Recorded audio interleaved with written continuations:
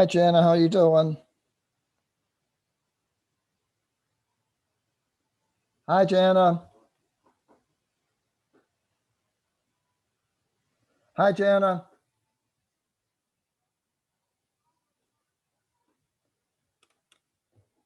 Jana, can you hear me?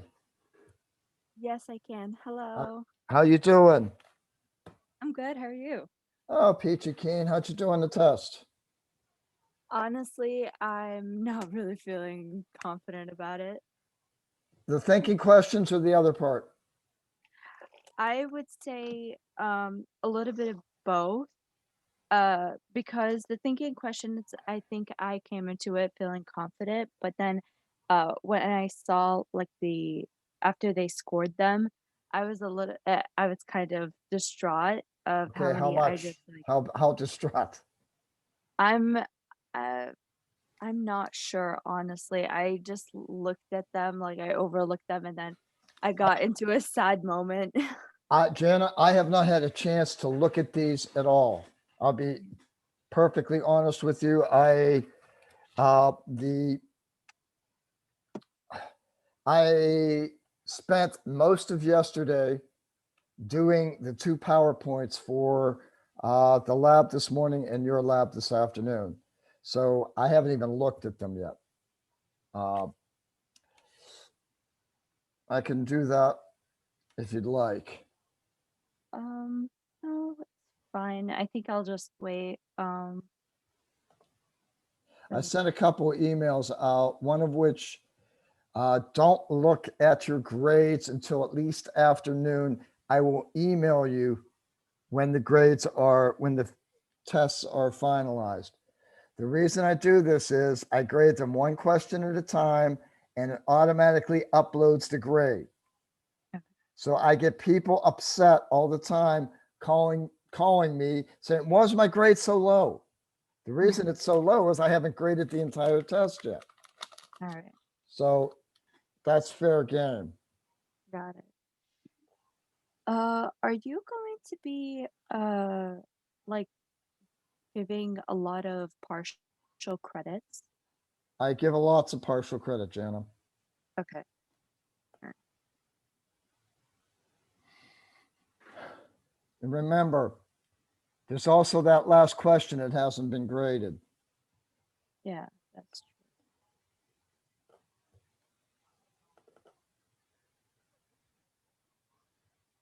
Okay.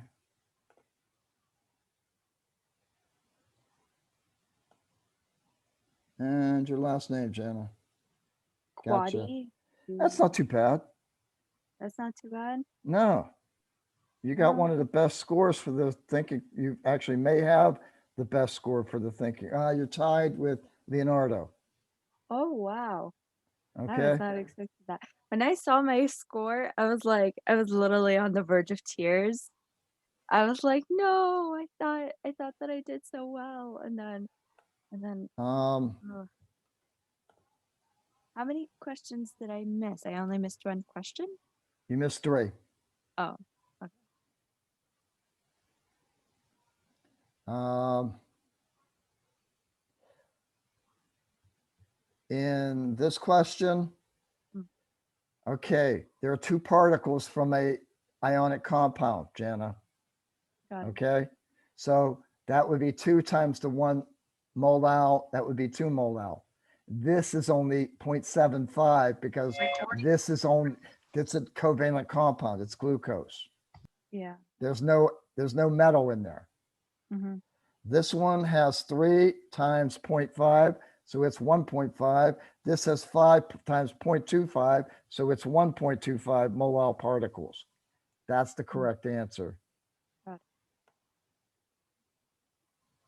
And this one,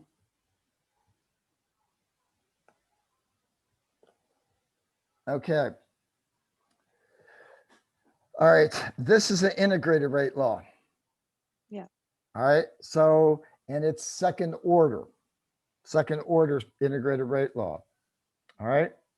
Now, if A doubles, the reaction rate increases by 4. Okay. Okay. Mm-hmm. So the rate goes up exponentially by 2. Does that make sense? If it Yeah. doubled, it went up by 4. So you have to square the 2 to make it equal to 4. Hmm. Does that make sense, Jana? Yes, it does. So that means the order for A is 2, right? Yeah. Now, if you double A and double B, okay, because Mhm. A has been doubled, you know the rate's going to increase by 4, right? Yes. But the rate also increased by 8. Yeah. So that means that the relationship between the rates and the B is 1-to-1. Yeah. So that means that the rate law should be Ka squared B. Okay. Yeah. So for this question, when I was like trying to think of it, I knew that the A had to be to the power of 2, but I think I mistakenly understood the B portion because in the way that I understood it, I thought that it was also to the power of 2. So I thought that I was getting the wrong idea of the question. No, that's you solve it logically the way I just told you to solve it. Okay. All right. If sodium phosphate, okay. Sodium phosphate has how many particles in it? It Na3PO4. has 3 Na, 3, 4, 8. Not 4. It's gonna be 8, right? Nope. It's 3 from the sodium because it makes 3 sodium ions. It makes 1 PO4 ion. Yeah. So that's 4. Yeah. And then you add the 4 of O, the No, oxygen. no, Jana. Oh, When you have that 4 subscript, you have a polyatomic anion. If you have a polyatomic anion, phosphate needs those 4 oxygens to make 1 PO4. If I wanted to indicate more than 1 PO4, I would put it in parentheses and put a subscript outside the parentheses. okay. So Na3PO4 has 4 particles in it.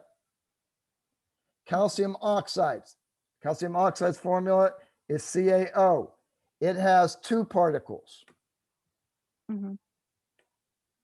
So if calcium phosphate has 4 particles and the same concentration of calcium oxide has 2, then you're going to create half as many particles with the calcium oxide. Temperature is going to be lowered by half. So the correct answer should be 2. Got it. Other questions, ladies and gentlemen? I noticed I got lots of attendance early. People must want to talk about the quiz then, or test. Any other questions, ladies and gentlemen?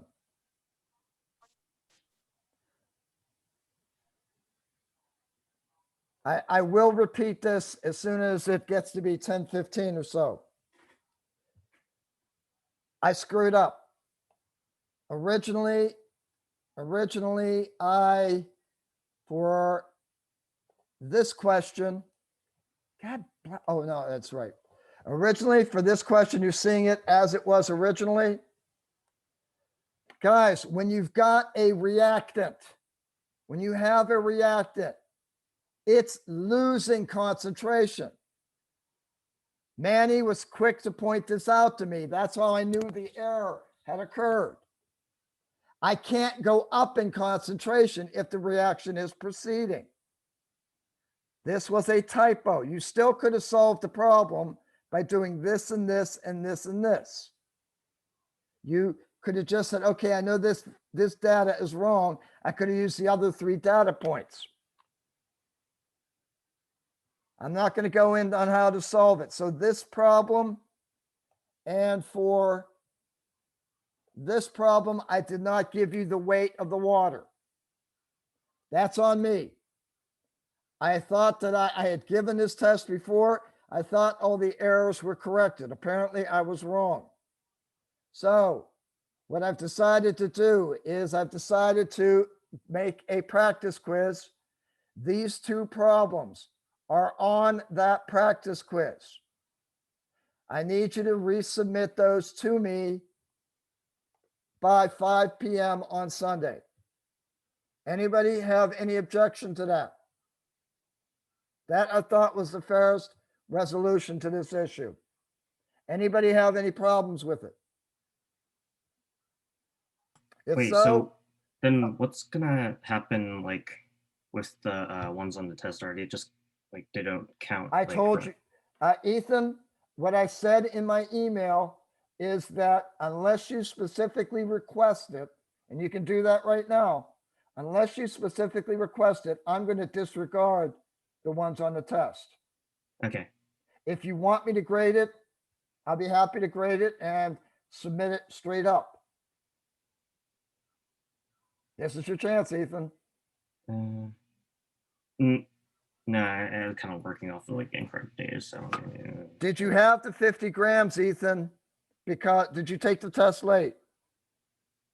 no. I think I corrected the test midway through. So you will have, unless you guys specifically request it, I will not grade question 6 or question 8. Unless you specifically request it. Read the email I sent, guys.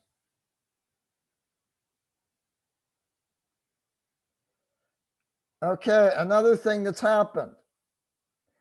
I'm getting a lot of requests for people for me to go into depth of the lab questions. It's unfair for those people that are getting up at 8 o'clock and attending the Zoom sessions. And it's unfair to me to make me go through this twice. So I'm going to make sure that you have viewed the recording before I answer any in-depth questions about the laboratories. The way I'm going to do this is I am stating two numbers at various points in the video. You have to tell me what these two numbers are, or I'm going to assume you haven't viewed the recording. Guys, you paid for instruction. You did not pay for a private tutor. Sorry to be that's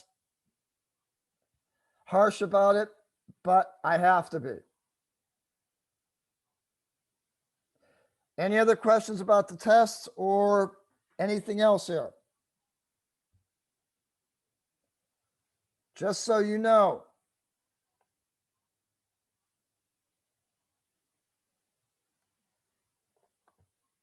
Just so you know. This last question will make up for one of the previous questions. So, Jana, smile. You got a 40 out of the thinking questions now. Oh, You got the last question right. Any other questions, guys?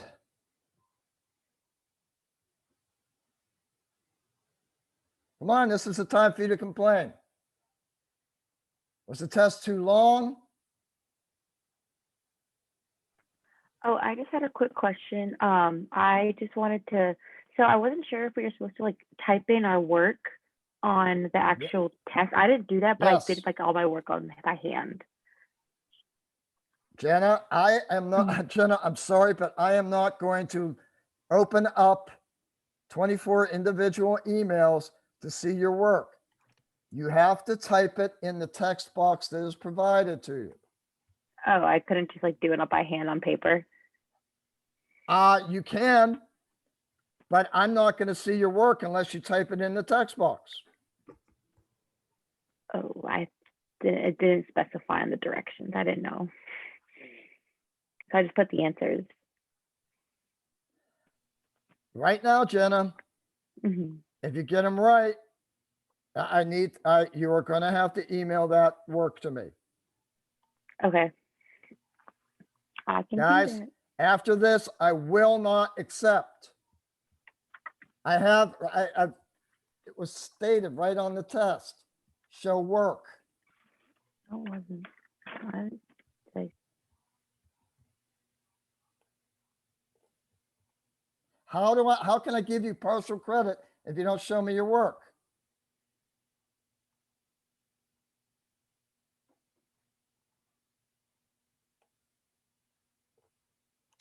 So I will for this test. If you didn't show work, I will allow you to send that to me.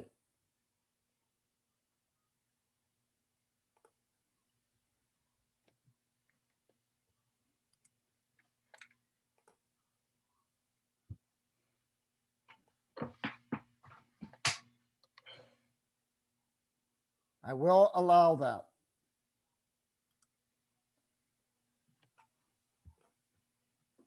Any other questions, ladies and gentlemen? Could we go over like oh, wait, I'm not sure if the questions were like the same order in all of them, but like the ones like which aqueous solution exhibits the largest boiling point elevation? I went over that, Ethan. You were even here when I went over it. Oh.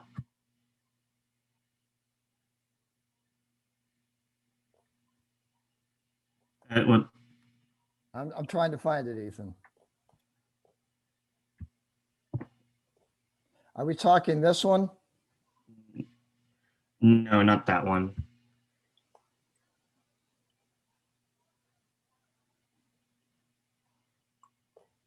This one?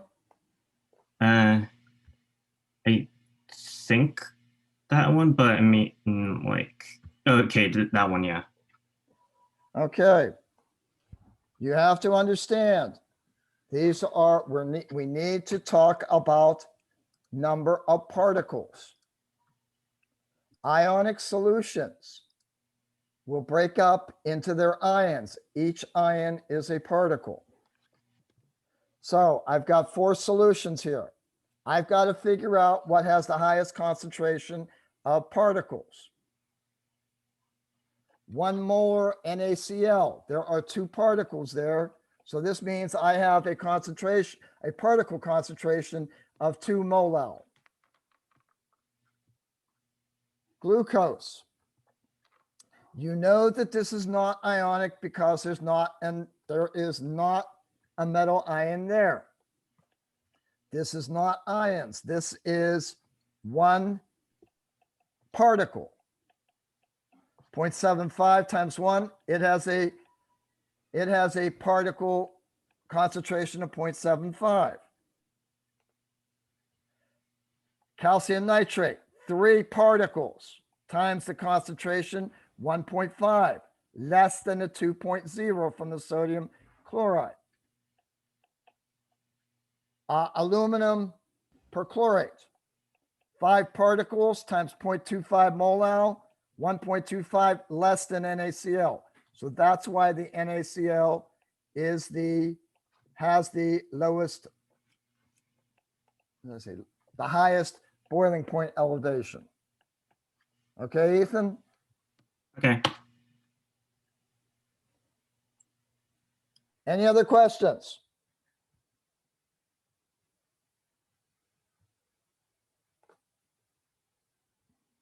Okay, we're going to get into equilibrium.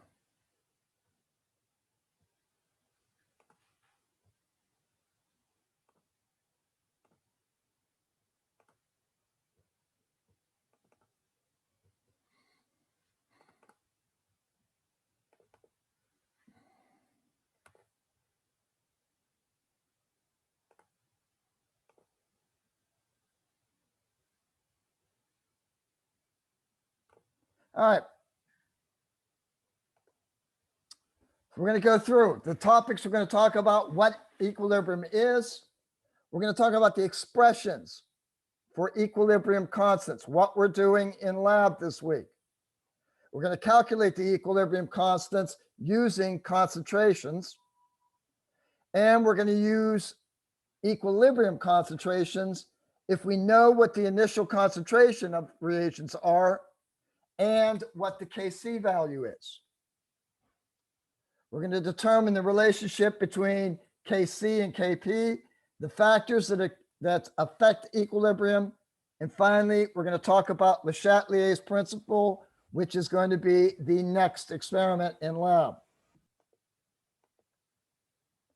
So basically, what is equilibrium? It's like two kids going on a seesaw up and down. That is not equilibrium. Everything goes in one direction. Jordan, you're making me dizzy. Sorry. So up to this point, when you see a chemical reaction, you've been told it proceeds in one direction only. If I mix carbon monoxide and water, what I end up with is carbon dioxide and hydrogen gas. Up to this point, you've been told that it goes in that direction. We lied, ladies and gentlemen, because not only does carbon monoxide and water react to form carbon dioxide and hydrogen, but the carbon dioxide and hydrogen are getting together and making carbon monoxide and water. The reactions proceed in both directions.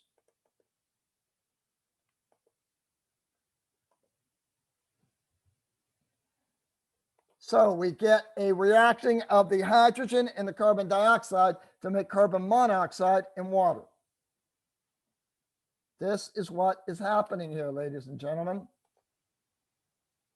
Now,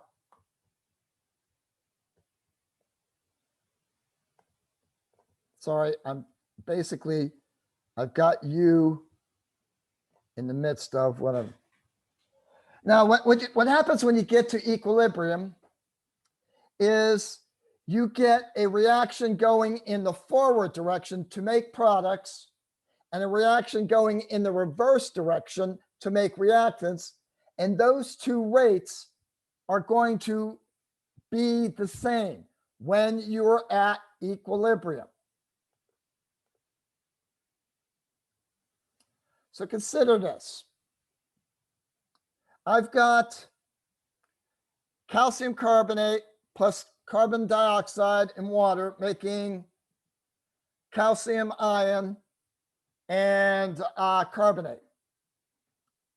On the other hand, I also have calcium ion plus bicarbonate making calcium carbonate, carbon dioxide, and water. Note when I'm doing this, that reaction 2 is the exact reverse of reaction 1.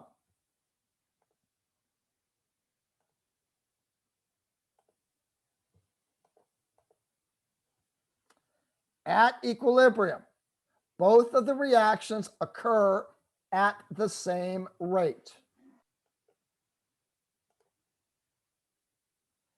So when we're at equilibrium, the production of calcium is going to be the same as the decomposition of the calcium ion.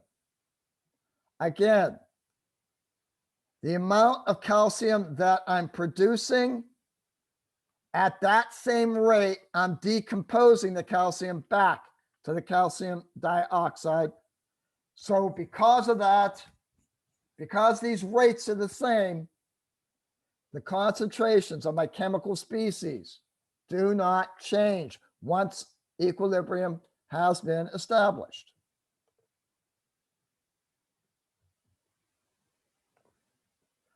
Now, if I consider the forward reactions, by the way, guys, these are just rate laws of the reaction of N2O4 to make 2 NO2s. So the rate law forward, the NO2s going to make the N2O4s going to make the NO2s. I start out at a very, very high rate. Remember that? Remember that from kinetics.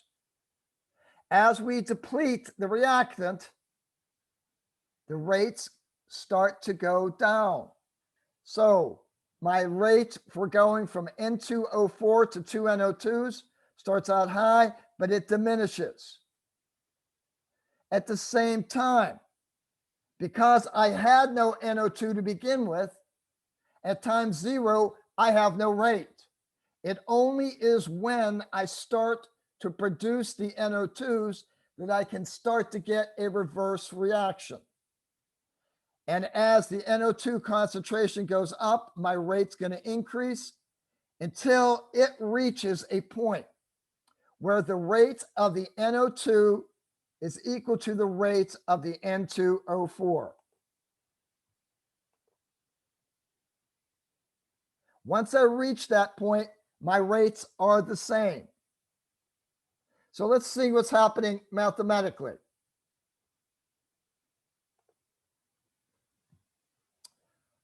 Both the forward and reverse reactions are being carried out. As a result, we got to show an equilibrium in some fashion. The way we display this is an arrow going forward and an arrow going backward, a double arrow. That indicates that we are dealing with an equilibrium situation.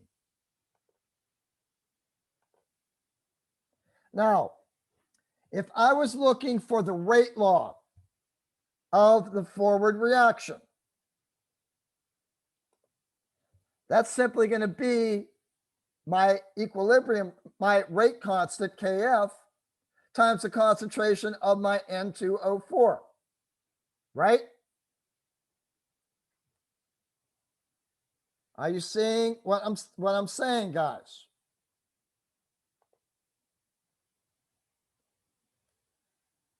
Araceli, you believe this? Is this the right rate law, Araceli? Yes, I do. I believe it. Okay, if I'm going from the reverse reaction, 2 NO2s, making 1 N2O4, what would the rate law of that be?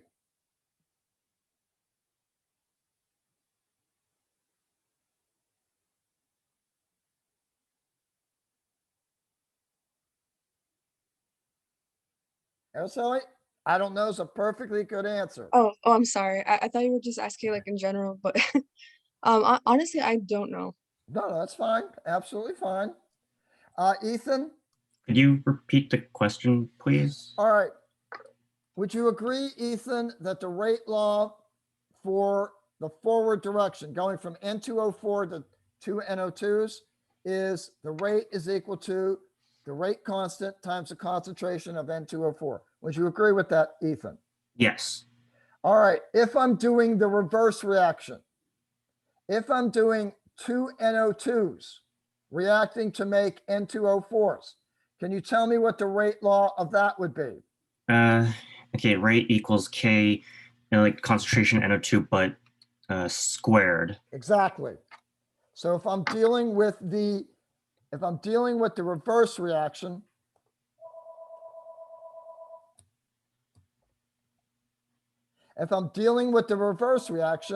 that rate law is equal to the rate constant times NO2 squared. But remember, we said that the rate, hold on a second.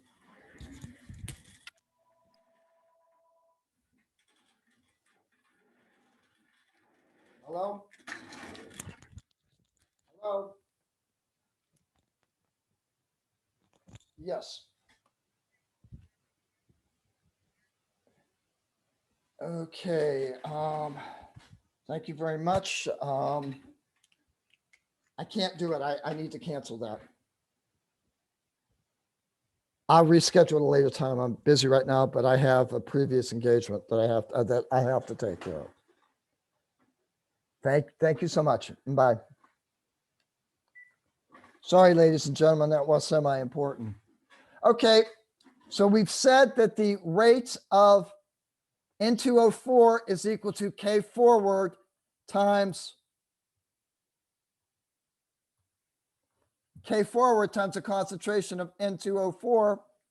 And we've said that the reverse reaction, the rate law is K reverse times NO2 squared. Haven't we equated the two rates though? We've said it's an equilibrium. We said that part of being in equilibrium is the rate forward is equal to the rate reverse. So I can combine these two things.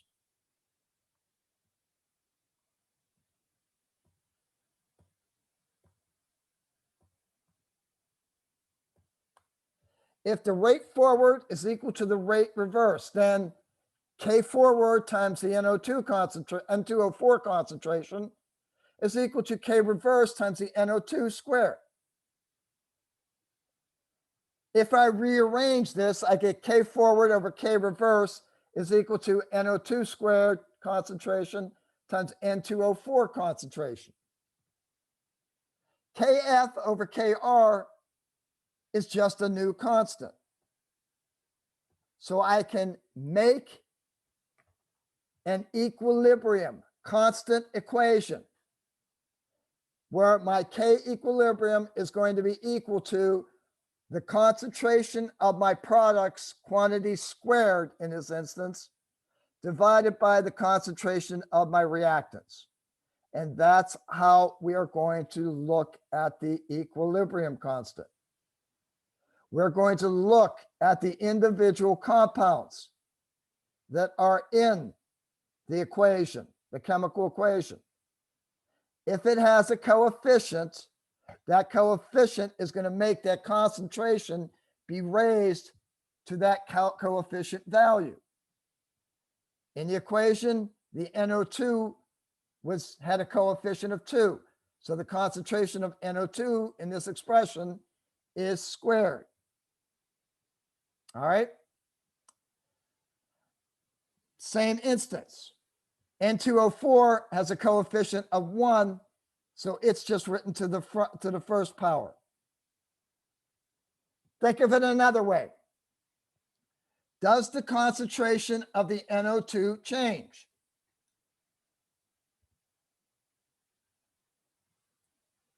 No. Does the concentration of the N2O4 change?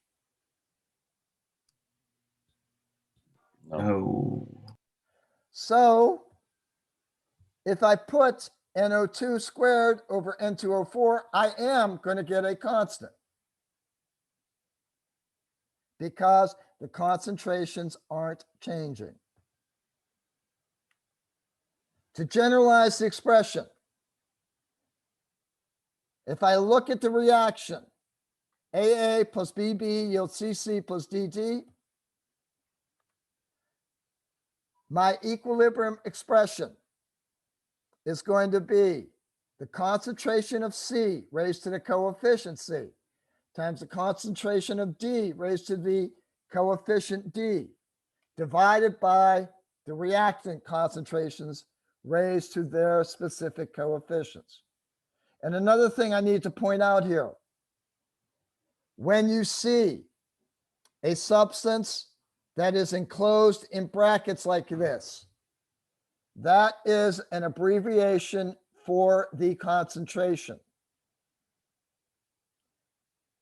Any questions so far, guys? Yeah, I have a question. Manuel? The constant is typically always products over reactants, correct? It will always be products over reactants. Always? Okay. All right, thank you. Unless Manuel, you would see down here this K with the subscript REV. Which means the reverse? Yes. Reverse? Okay. And Okay, that's but another thing, another bit of terminology we need to get straight. If I'm talking about reactants reacting to form products, that is a forward reaction. On the other hand, if I'm looking at the products getting together to create reactants, that is a reverse reaction. So if I'm looking at the reaction of nitrogen and hydrogen, my K, by the way, C means concentration. My equilibrium constant in regard to the concentration is going to be my NH3 quantity squared because the coefficient in front of the NH3 is a 2, divided by N2, coefficient 1, times my H2 quantity cubed.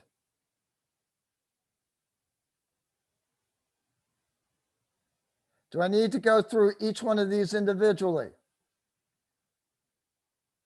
Or are you getting this concept? I'm hearing crickets, guys. I need you to talk to me. I'm starting to get it. Can you go through them, Professor? No problem. If I have the reaction of phosphorus pentachloride in equilibrium with phosphorus trichloride and chlorine gas. If I have this reaction says it has a 1-to-1-to-1 molar relationship. So when I'm making the constant, I'm going to take the concentration of PCl3. I'm going to look at the coefficient. That's 1. So I'm going to put this on top of my equilibrium expression. My chlorine likewise has a 1. So it gets put, the concentration of chlorine gets an exponent of 1. My PCl5 has a 1 coefficient. It gets divided into this equation. It also has a coefficient of 1, so the exponent of 1. I have a question.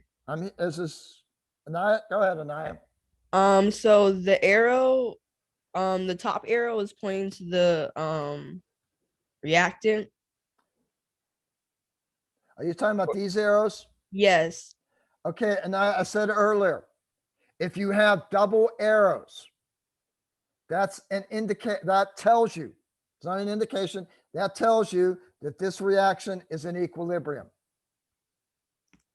Okay, but like for example, like for the second example, the arrow is pointing at, I understand like what you're saying, but like I'm saying like whatever the arrow, if it's pointing to the one that's pointing to the left, would that those compounds be on top? Is If that always? if you're asking me what K reverse would be, Yes. it would be K reverse would be PCl5 over concentration of PCl3 times concentration of Cl2. So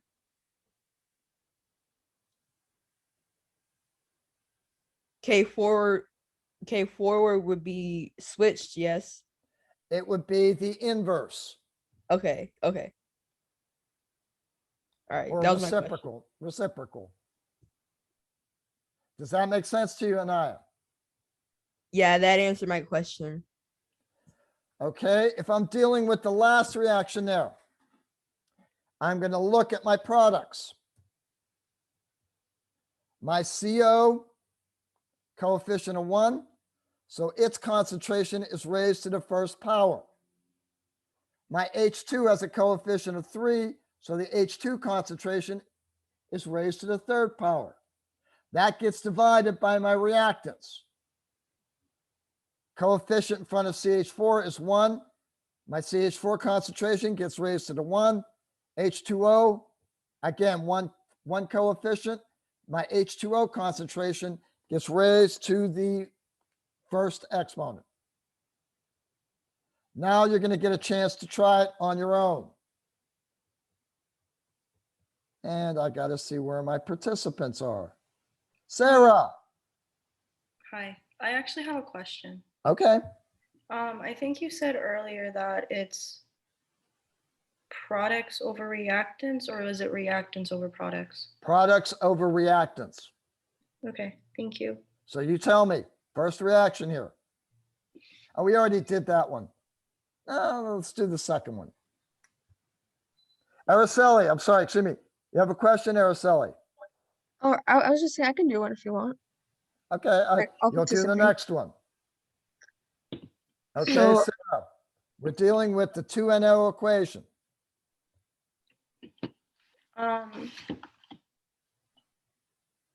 Can I write it down first? Sure.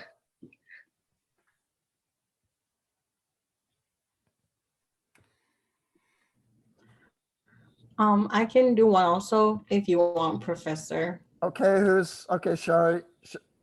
Shari, I want to talk to you later, okay? Okay. All right, Shari, I want you to do the last one. And Araceli, do the one that begins 2NOCl.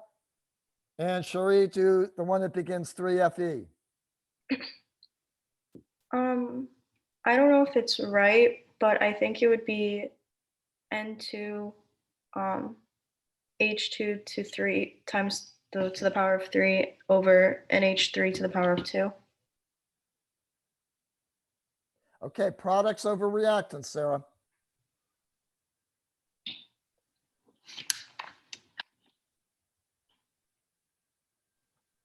Would it be the reverse? Like the NH3 NH3, would be on top? NH3 would be on top squared. Mm-hmm. What's that Oh. divided by? Yes. What is the NH3 squared divided by? The concentration of the NH3 squared divided by? N2 times H2 to the third. Exactly. Okay. Exactly. Okay. That was Sarah. Araceli. So what I wrote was for the third one, I put NO2 with the exponent of 2 times, NO. It's NO, but you're right. NO Yeah. with the exponent of 2. times chlorine, Cl 2, and then divided by NOCl, and then with the exponent of 2. Exactly. NO concentration squared times the Cl2 concentration divided by NOCl concentration squared. Good. Shari. So it would be Fe3O4 times H2 raised to the 4th power divided by Fe raised to the 3rd power times H2O raised to the 4th. Fine as kind. Fine as kind.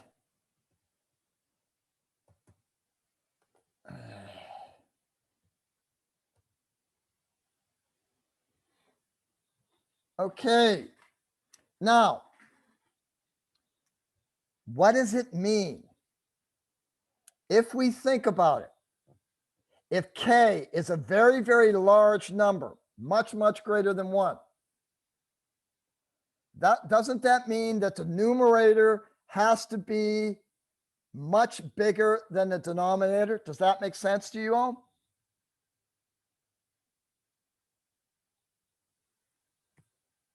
Yes. Yeah. All right.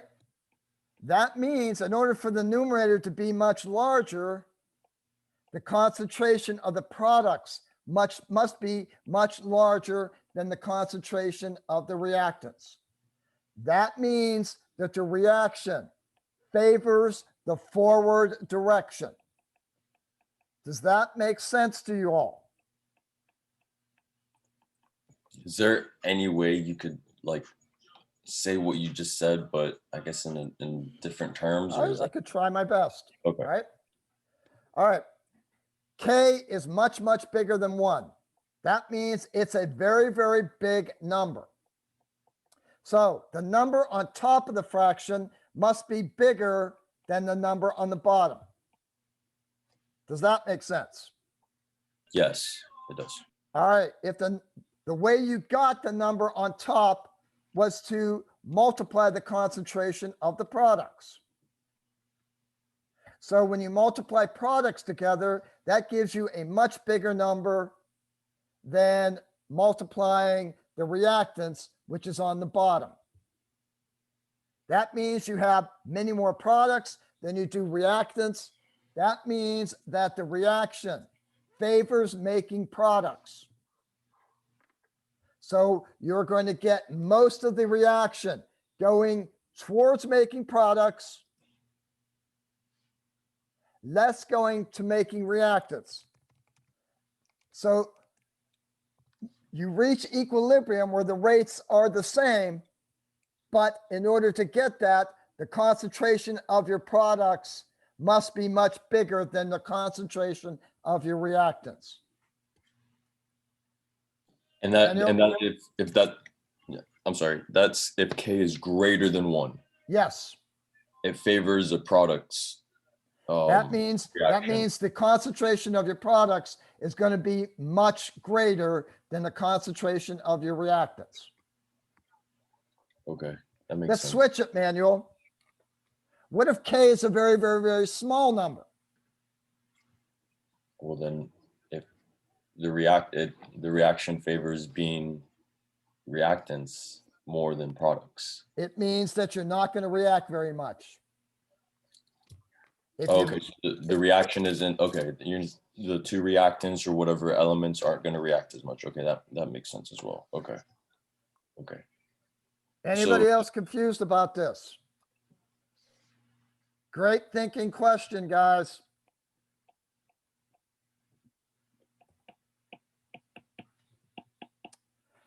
All right. Pressure is kind of like a concentration term because literally speaking, the more pressure you have, the more concentrated your particular substance is. So because it's like a concentration term, we can use pressure when we are dealing with a equilibrium constant. Only instead of being Kc, K concentration, this is going to be called a Kp, K pressure. The actual law works the same way. We still put the pressure of C raised to the coefficient C times the pressure of A raised to the coefficient A and the pressure of B raised to the coefficient B. Now, let's substitute in. We're going to substitute in our ideal gas law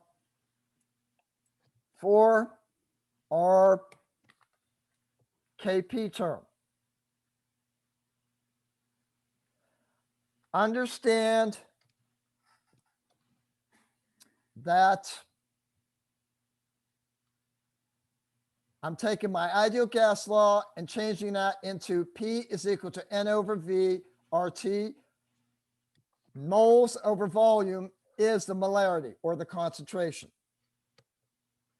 So my pressure, each one of these pressures is going to be equal to my concentration term times RT. In this case, that's going to be squared. This case, it's going to be my concentration times RT squared. And in this case, it's going to be my concentration RT just to the first power. So what I'm doing is I'm substituting in MRT in here. So on the top of my Kp, my pressure of my SO3 is going to be equal to my concentration of SO3 squared times RT squared. That's going to be divided by the pressure of my concentration of my SO2 quantity squared times RT squared times the concentration of my O2 times RT.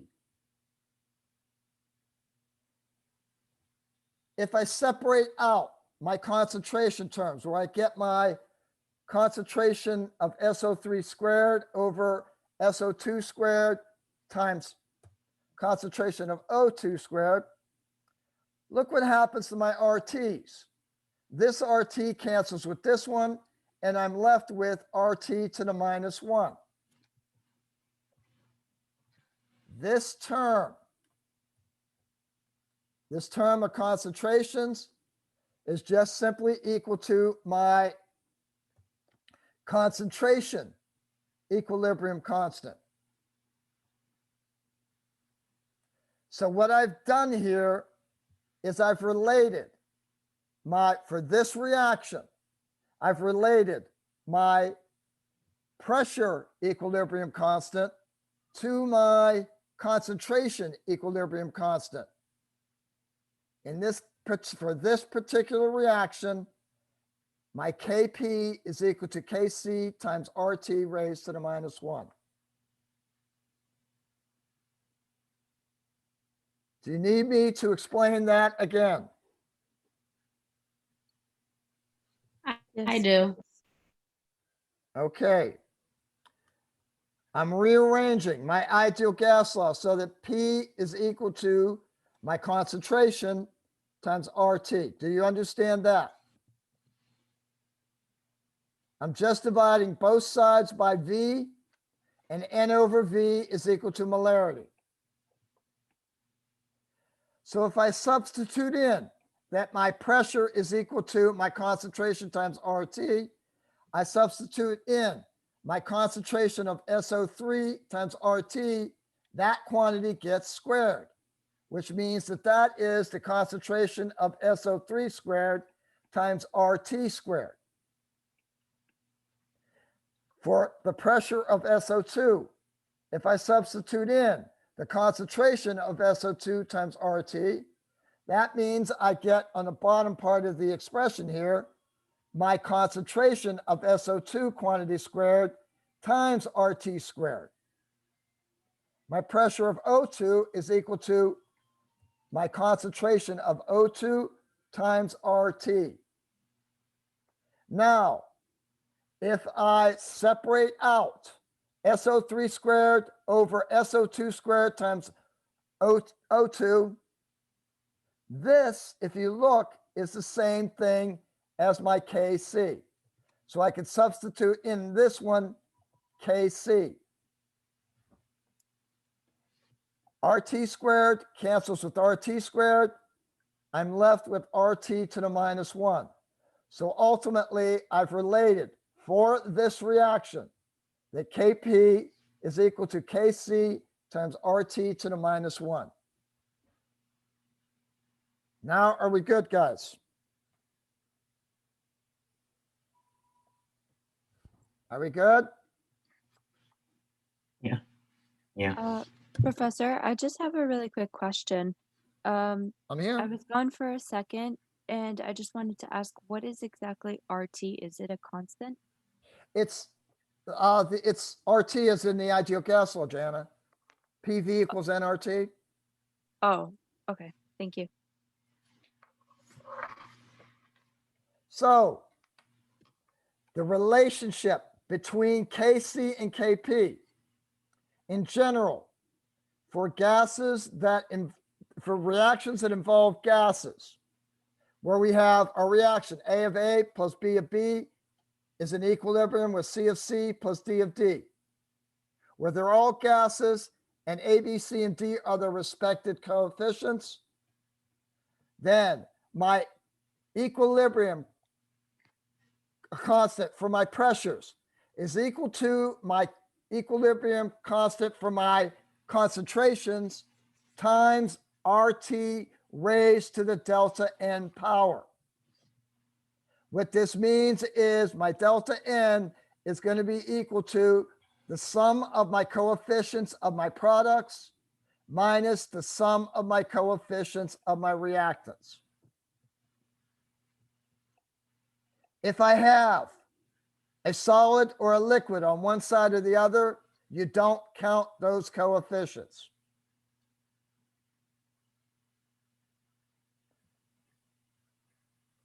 So if I'm looking at 2NO2 yielding N2O4, the sum of the coefficients of my products is 1 minus the sum of the coefficient of my reactants, 2. Kp is equal to Kc times RT raised to the 1 minus 2 power, or it's equal to Kc times RT raised to the -1 power.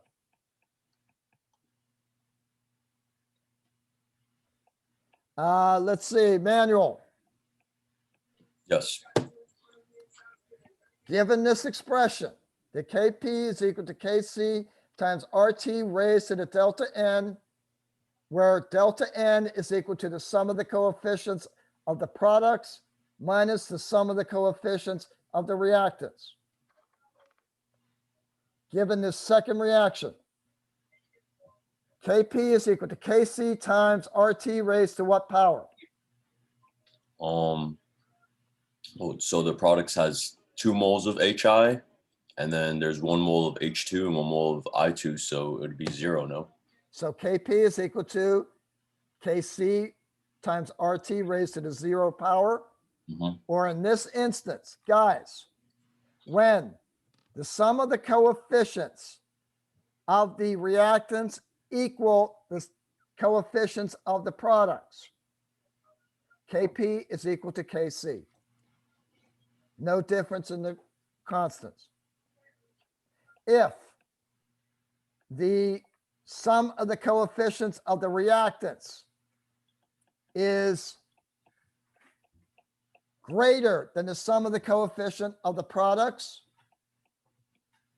then Kp is going to be equal to Kc times RT raised to a negative exponent, which means you're putting the RT on the bottom of that equation.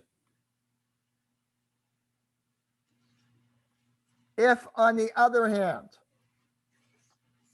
I have my reactants, sum of the coefficients is less than the sum of the coefficients of the products, then Kp is going to be equal to Kc times RT raised to a positive exponent.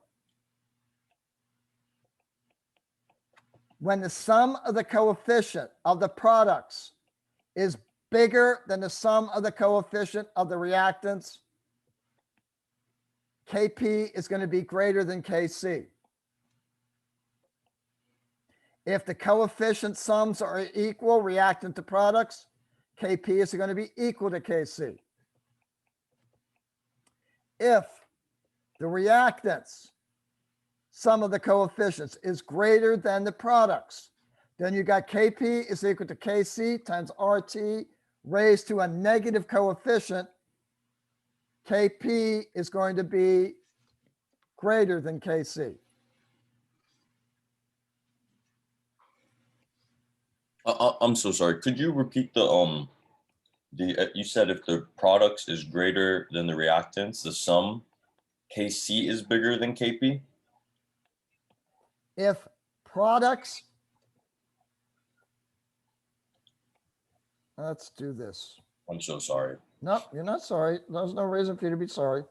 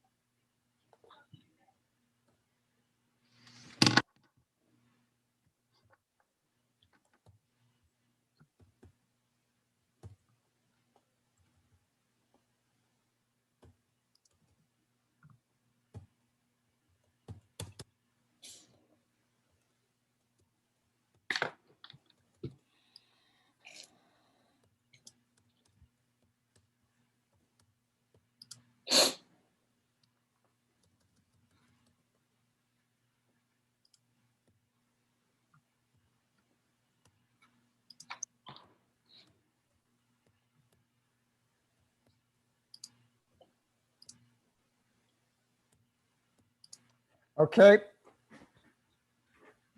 Kp is going to be equal to Kc times RT raised to some power. The way I get that is I add the coefficients of the products and subtract the coefficients of the reactants.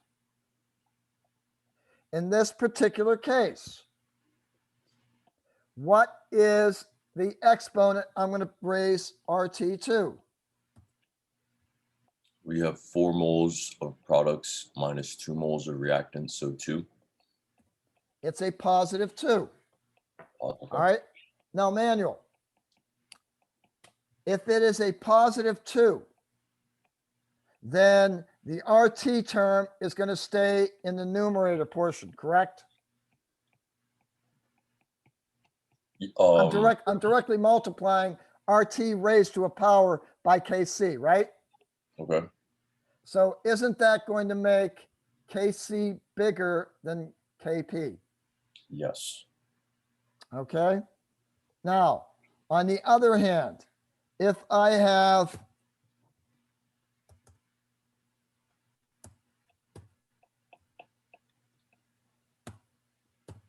thank you, H2 plus O2.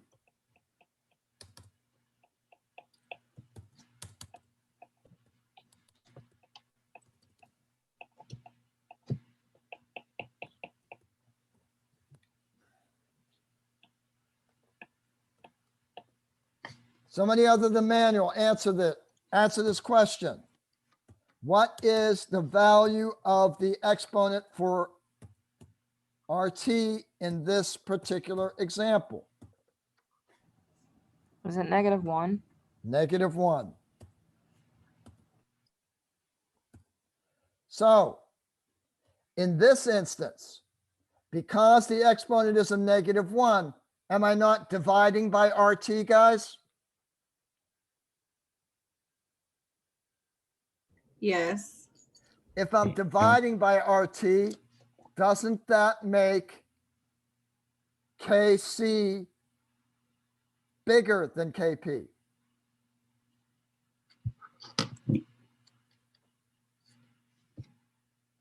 Yeah.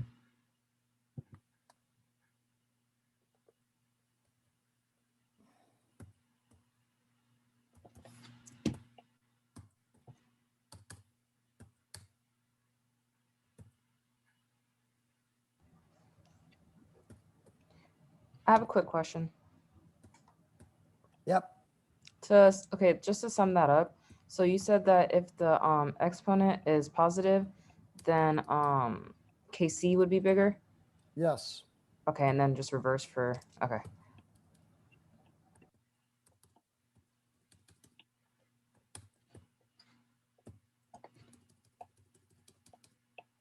Somebody tell me what RT is raised to in this equation. What power is RT in this equation? Is it Zero? 0? It is 0, which means that anything raised to the 0 power is 1. In this instance, KP is equal to KC.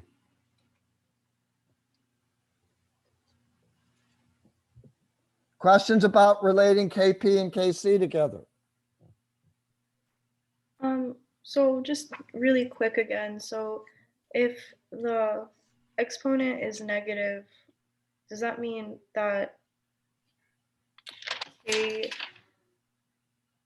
does that mean that KP is less than KC? If the exponent is negative, that means that KC is greater than KP. Okay, thank you.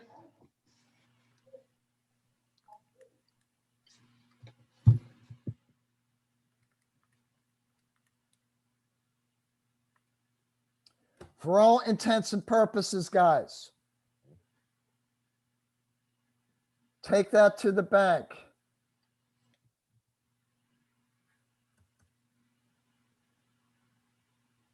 Take that to the bank. Now, another thing that, for all intents and purposes, take that to the bank, because in order for that to be, in order for RT to be less than 1, in order for R times T to be less than 1, T has to be 12 degrees Kelvin. So what I've said, for all intents and purposes, is true.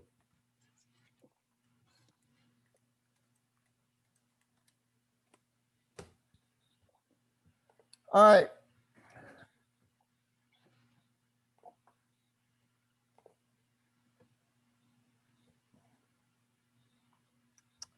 Okay, if we start off with NO2,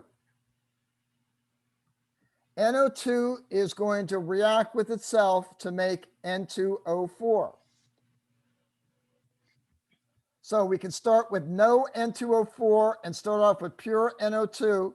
We're going to get an equilibrium concentration of N2O4.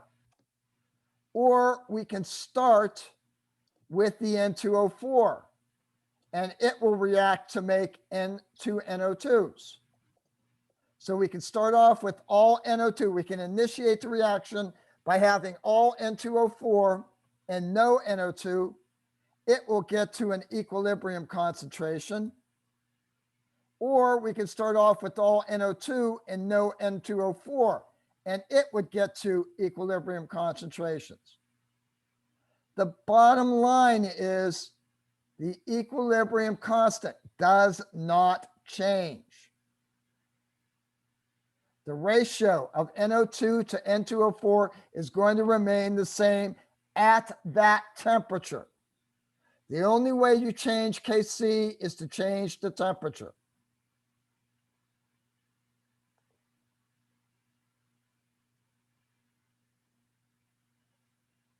Basically, I can reach equilibrium by starting off with all NO2, no N2O4, or I could start it off with all N2O4 and no NO2.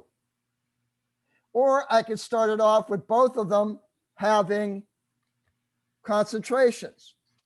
The bottom line is they will react until the concentrations make a proportion that is equal to the equilibrium constant. Questions, ladies and gentlemen?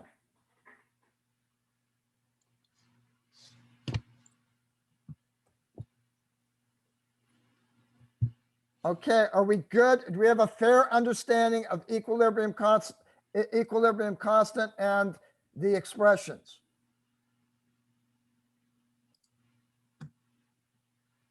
Come on, talk to me. If you're not understanding it, I can't build. I need to build. I've got boards and nails. I need to start my house, guys. I need to know that you understand this. Yep. All right, we're going to start working with this.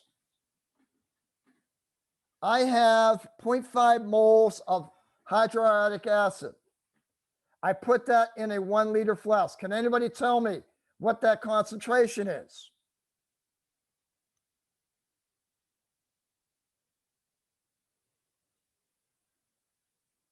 Come on, guys. 0.5 moles in 1 liter. What's the concentration? 0.5. 0.5. Thank you. Thank you very much. So I have 0.5 moles of HI. And at equilibrium, I analyzed it and I found that 0.104 moles has decomposed.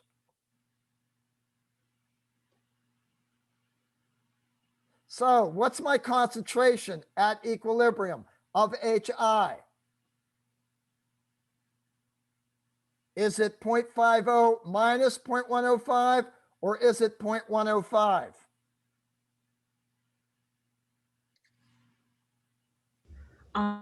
Would it be 0.50 minus the 0.105? Very good, Cherie. It says that the 0.105 is how much the HI has decomposed. So what I have to do, guys, the question is asking me, what is the equilibrium concentrations? And from that, I'm going to calculate my Kc. Okay, there's a strategy we're going to employ. Emmanuel, you're going to love this again. I'm sure you loved it the first time around. It's called the ice diagram. We know what the original concentration of the reagents are. We know the stoichiometry of the reaction. We're going to be given the amount of one reagent. We're going to use that amount to determine the other values of the equilibrium. Then we're going to determine the equilibrium constant by plugging it into the equation. Strategy-wise, that is what we're doing. We're going to set up an ice diagram. The ice is going to talk about the initial concentrations. C is the change in the concentrations. E is going to be the concentration at equilibrium. So, guys, I'm going to skip this because literally speaking, what it ends up doing is it ends up confusing everybody. So I'm going to skip those last couple slides.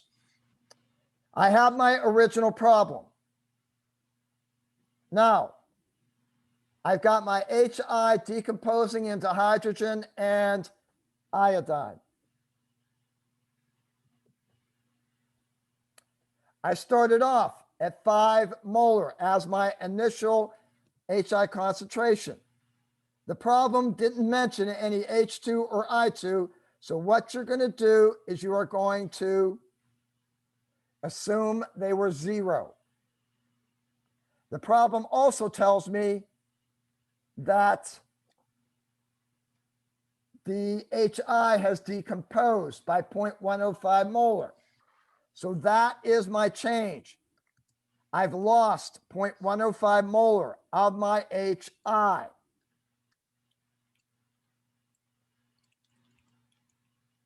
Can anybody tell me if I've lost 0.105 molar HI, how much H2 and I2 have I made?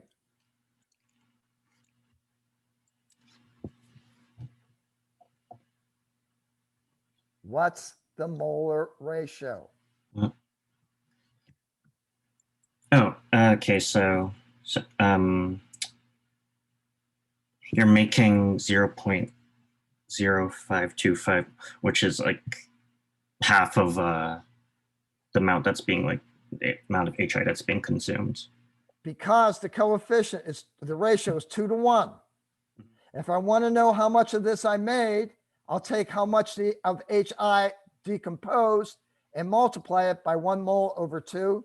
So in effect, half of this amount is the amount of H2 that I've made. Have I made a similar amount of moles of HI?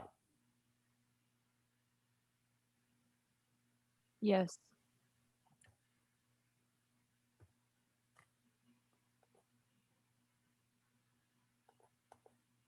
So yes, I have increased my H concentration and my I concentration by that much. Now, at equilibrium, I'm basically applying the change to my initial concentration. So my concentration of HI at equilibrium is going to be 5 minus 0.105 molar or 4.895 molar. My concentration of B, I had 0 initially. I added that much. That's what I have. With my I had 0, added that much. That's what I have now. So right now I have all my concentrations. All I have to do is apply them into my equilibrium expression, which, let me ask a question. Jenna. Hello. Hi. For this equation, what is my equilibrium constant equal to?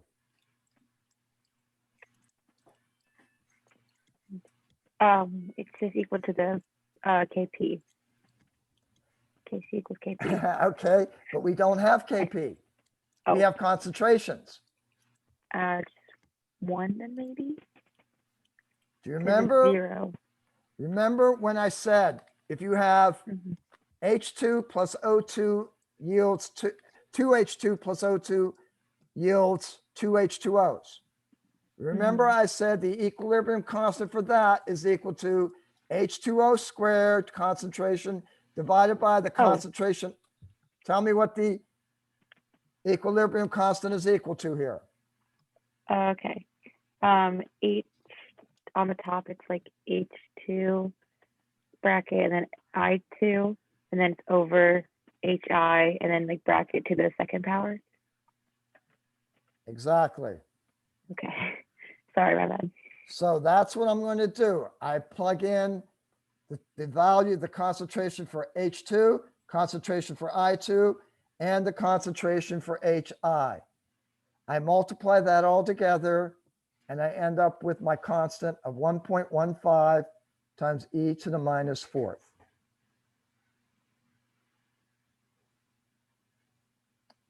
Again, what we're doing, the problem will give you what the initial values, what the initial concentrations are. If it doesn't mention an initial concentration, assume that it's 0.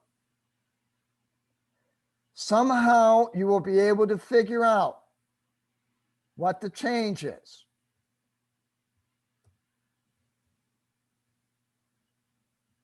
In this case, it said it decomposed by 0.105 molar. We're able to use that number and the stoichiometry of the reaction to determine how much was gained of our products. Then we're subtracting the change, or we are adding or subtracting the change from the initial quantity to come up with our equilibrium concentrations that we then place into the equilibrium expression. That's how we're solving these problems. A closed system initially contained 0.001000 molar H2 and 0.002000 molar I2. It was allowed to reach equilibrium. Analysis of the equilibrium mixture revealed that the concentration of the HI was 1.87 times 10 to the minus 3 molar.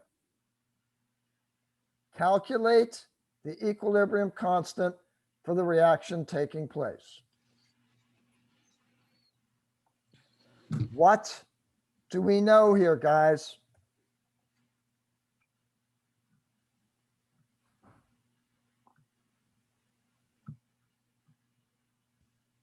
What do we know? That our initial H2 and I2. We know our initial H2 and I2. Are we assuming, because it's not mentioned, what the concentration of HI is? Yes. It's what, Jordan? 0. Okay, so I have the initial concentrations of everything. What else does it give me? it gives you the equilibrium. So I have the E for HI block that I have filled out. If I plug all those numbers in, I've got my initial concentrations of all three of my substances. I also have the equilibrium concentration of HI. All right, how much did HI change?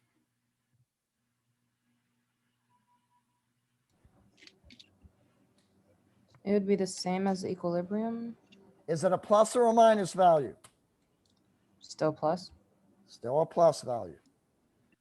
So I got a plus 1.87 times 10 to the minus third that the HI changed. Going back to the reaction, what is the molar relationship between HI and H2 and I2?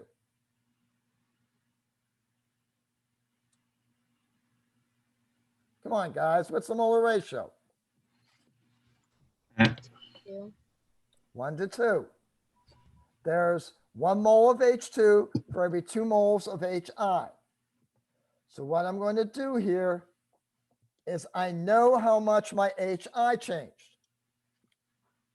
Can I use that molar ratio to determine what the change of my H2 is? Yes. How am I going to do it? Divided by 2. Divide it by 2.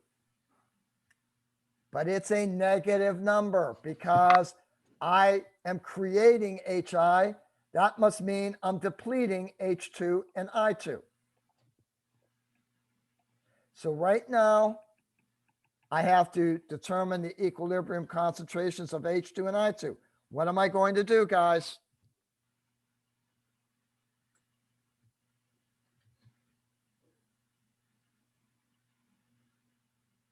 What did you divide by 2?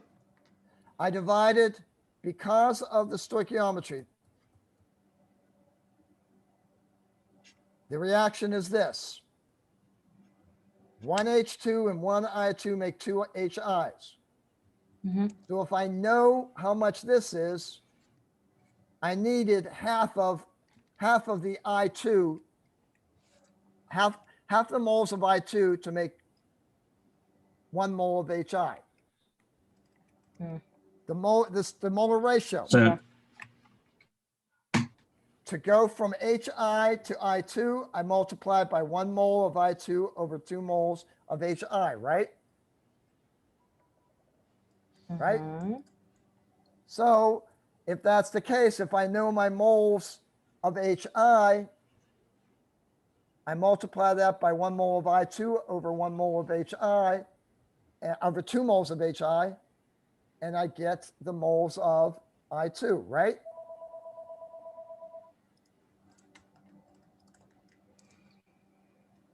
Answer it, Eva.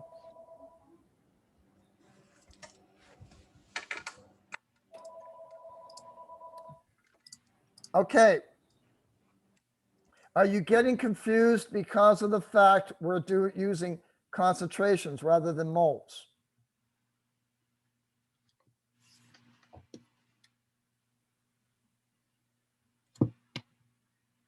Guys, this is straight stoichiometry. Are you confused about what we're saying here?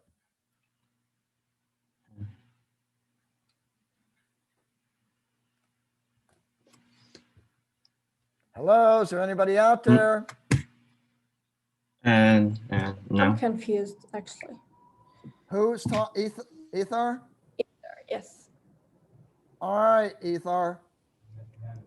Would you agree if I was doing a stoichiometry problem and I had 4 moles of HI, it took 2 moles of I2 to make that?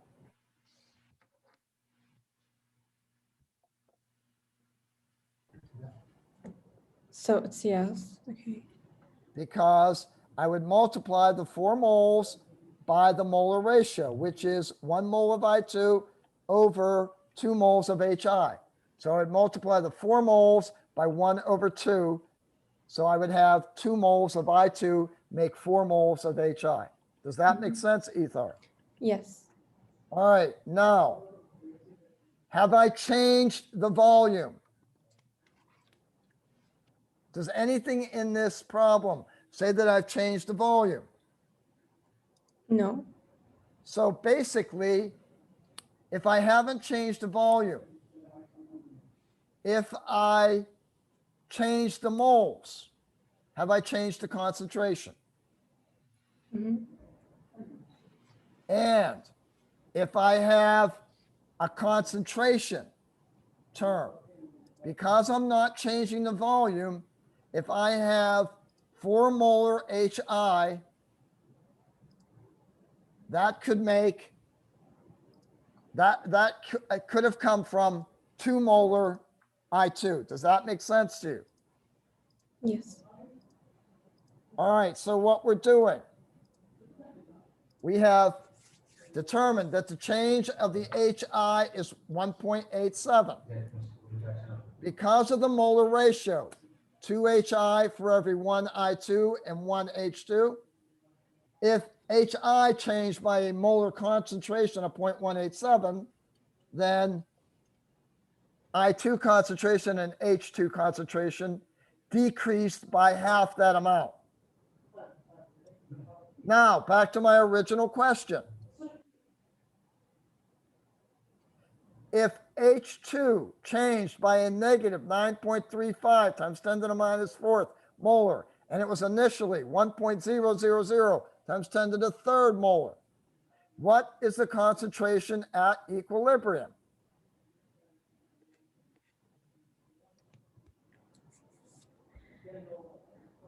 How do I get it? Just tell me how to get it. So when I see it in the slide, it says 6.5 times 10 negative 5. But I'm not really sure how How we did you can get get the it. number? I'm not really sure how. So I don't know. How am I going to get the concentration at equilibrium? If I start out with an amount and it changes by negative 9.35 times 10 to the minus fourth, how am I going to get the equilibrium concentration? Do you subtract? All I gotta do is subtract, guys. So Ethar, you were right. The H2 is 6.5 times 10 to the minus fifth. My I2 concentration is 1.065 times 10 to the minus third.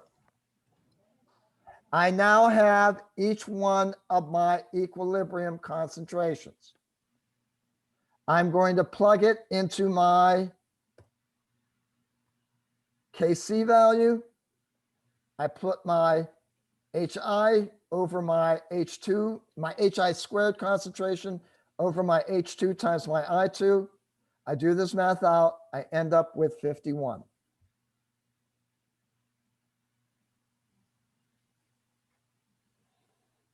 I have a question. I'm here.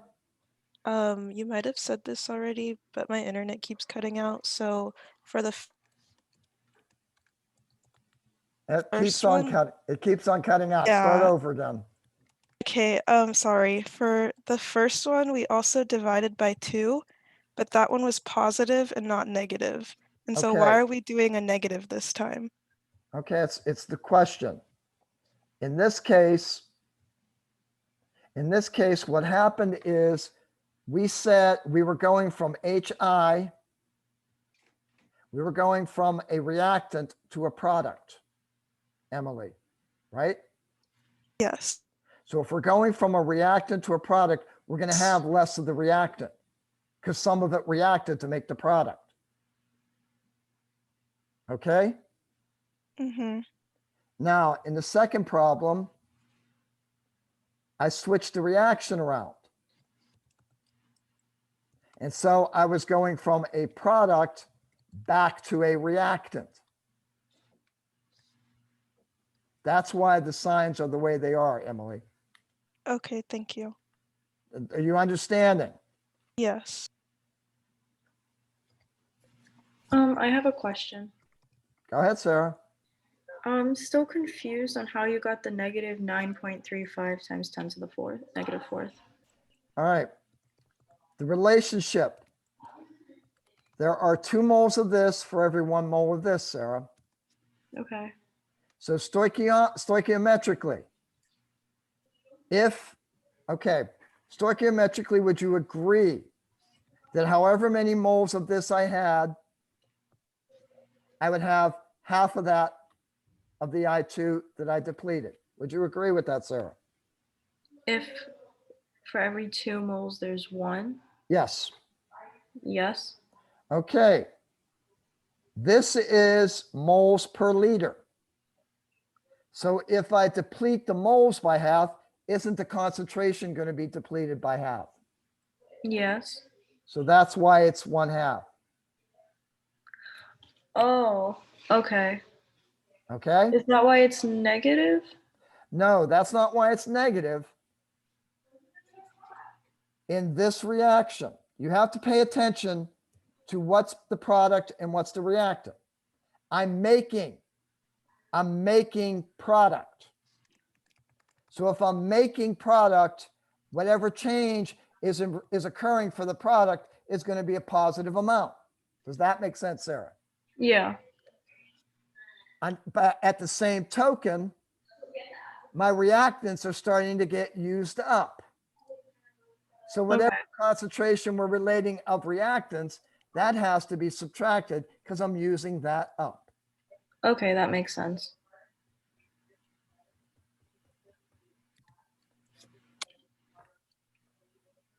Other questions, ladies and gentlemen? These are good questions, guys. How about if we take a 5-minute and then we'll continue on, okay?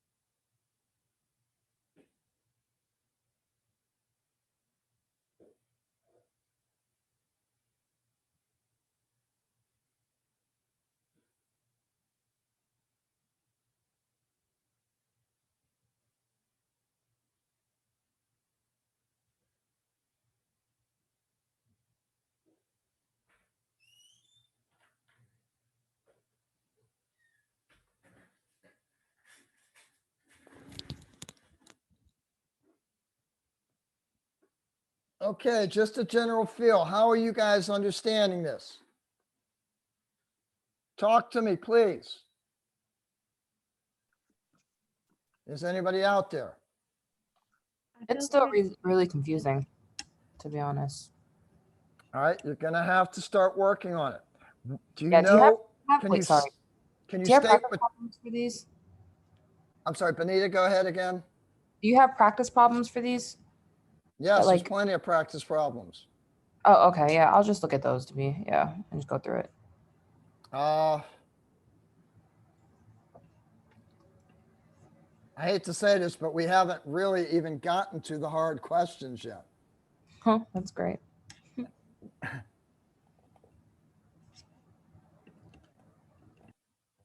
Benita, Mm-hmm. there are the Pearson things, but there's also extra problems, I believe.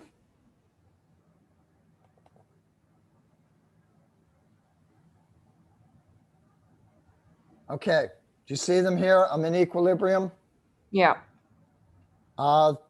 You basically, it should be just problems directly from your, nope.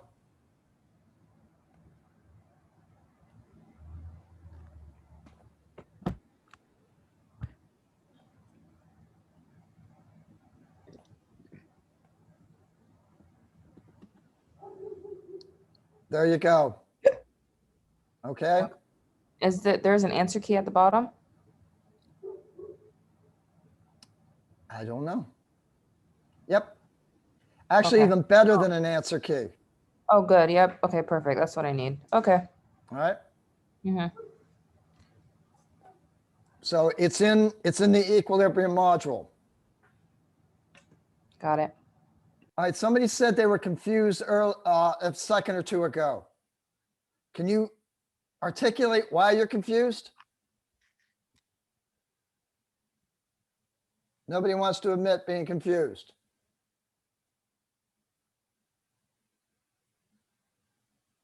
What is confusing you guys?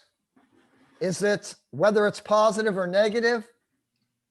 Is it the stoichiometry?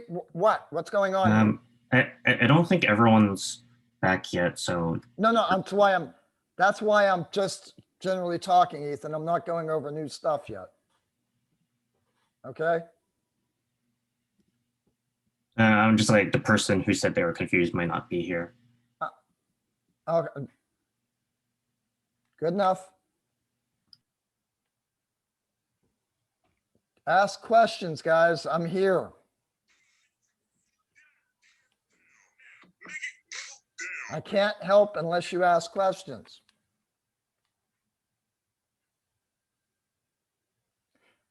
Okay, Ethan, we'll go with you since you talked. Are you understanding it? Yeah, I think I'm understanding it for the most part. Again, like anything that's introduced the first time, it's going to take a while to get used to it. You believe me, you are going to be absolutely sick of ice problems by the time we get done with buffers. We're going to be doing nothing but ice problems for the next 2 weeks.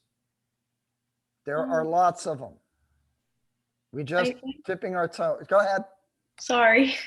I was gonna say like it's a little confusing, but like when it goes step by step, like when we go step by step together, that's when it starts to make sense. Like I don't know if there's like YouTube videos or anything that could explain ice problems as well. Absolutely. Is that in the outline? I haven't Yeah, checked like that. I think I've seen them before. I'm just saying like the step by step really helps.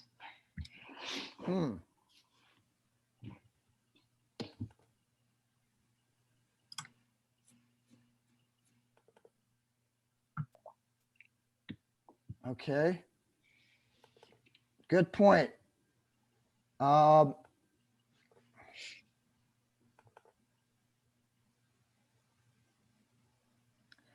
Okay, this shows videos that are here. I should have an online outline. I know I had one. I know I made one for last semester, the summer term of last year. I don't understand why that's not.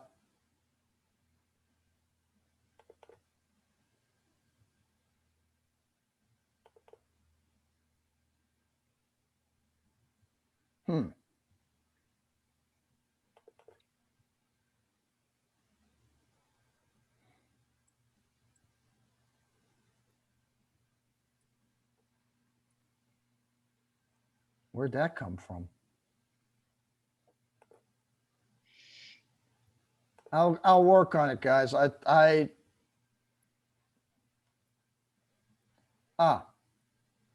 about this?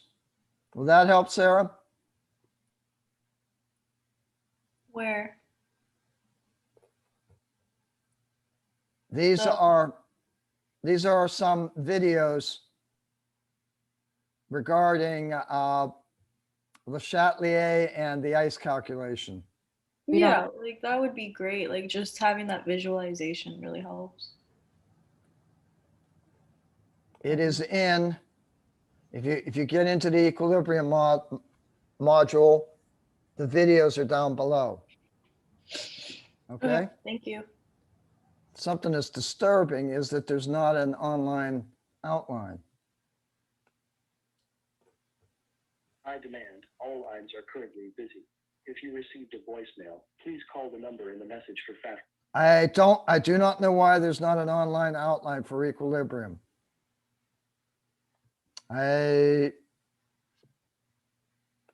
don't know. I'll figure it out later, okay? Anything else, ladies and gentlemen? Nope, that's not where I wanted to be. That's definitely not where I wanted to be. Thank you for calling Hillsborough Community College. Our facilities have now opened, and we are ready to welcome you back to the nest. Anaya. It looks different this semester. Anaya. Thank you.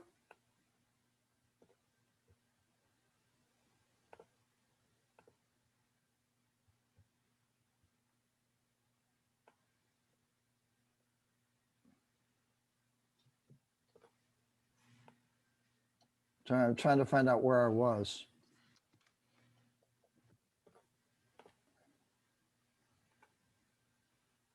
All right. I'm not going to do this to you.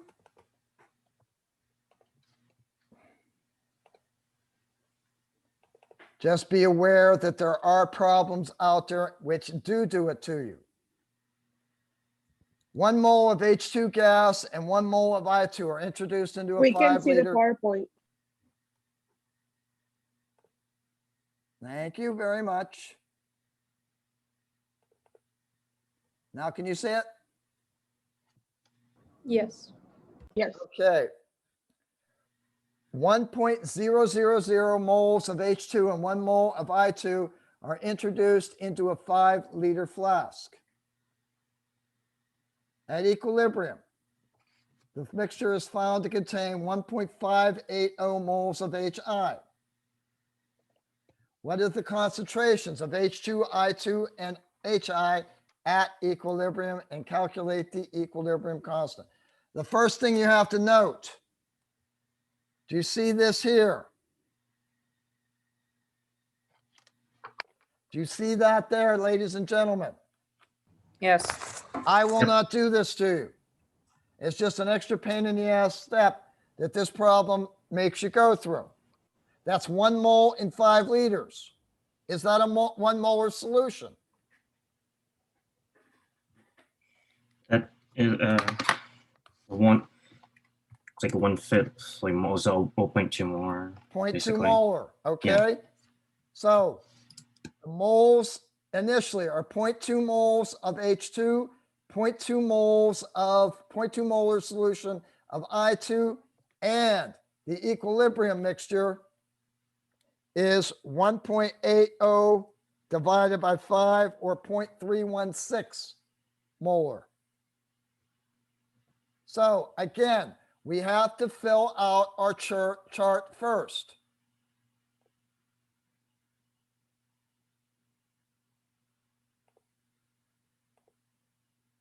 We have to fill out our ice chart first. We have our initial amount of H2 and our initial amount of I2. What's the initial amount of HI?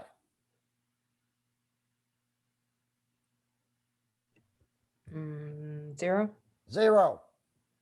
So we're going to start with our initial concentrations of HI and I2. If I take my 1.580 and divide it by 5, that is my equilibrium concentration of HI. So how much did my HI change? It'd be the same still. Positive. Positive what? 0.316. Positive 3.316. Why is it positive as opposed to negative? I was just going that it was the same, but I have no idea. Is it positive because it's the product? That's what's It's a product. Mhm. It's product. I had to make, Benita, I had to make the 0.316. So I had to add 0.316 to 0 to get to the 316. Okay. Does that Okay. make sense, Benita? Yeah, it does. So are my amounts of H2 and I2 going to be positive or negative? Would those be negative because they're on the reactant side? Exactly. I'm taking it away from the reactants to make the product.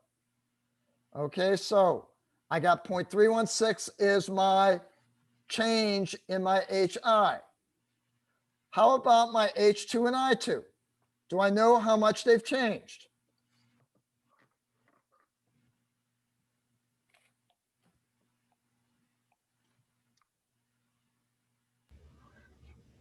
Would it be negative 0.158? Very good. But you're right, it is negative. Sorry, I didn't put the negatives in there. These both should be negative. So if these are both negative, and I'm going to change that right now. Put a negative and a negative so that nobody is confused. All right. Now, can you tell me what the equilibrium concentration of H2 is?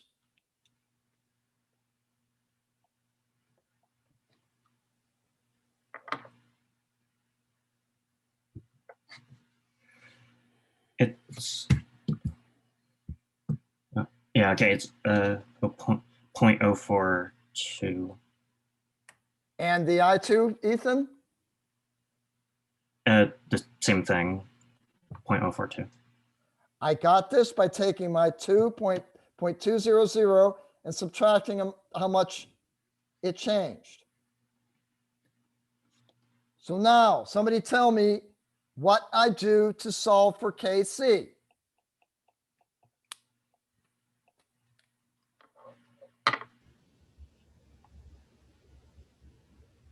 So to solve for KC, you would put 0.316 squared over 0.042 times 0.042.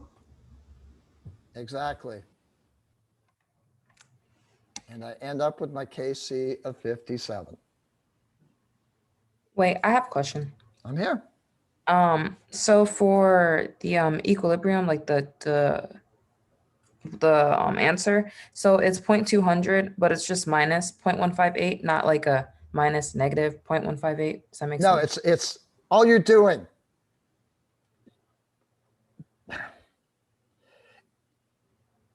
You're just basically, okay, let's think logically rather than mathematically, okay? Mm-hmm. We're looking. This has lost an amount. The amount that it's lost is this.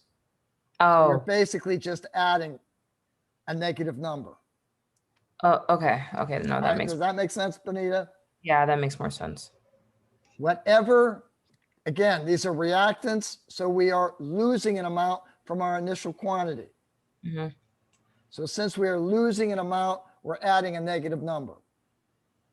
Okay? Yeah.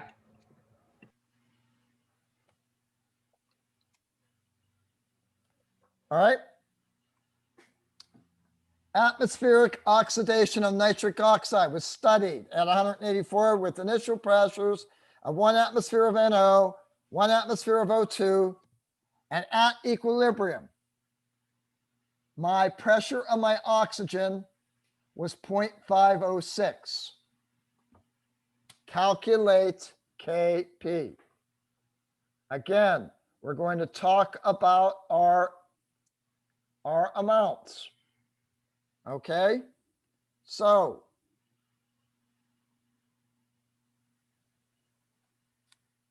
my initial amounts of my, by the way, this is the same problem, I believe. No, it's not.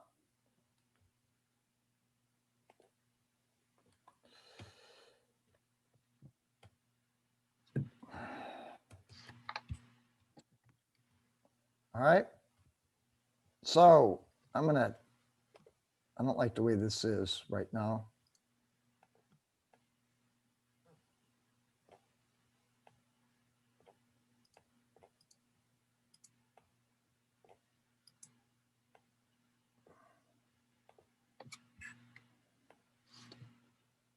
Okay.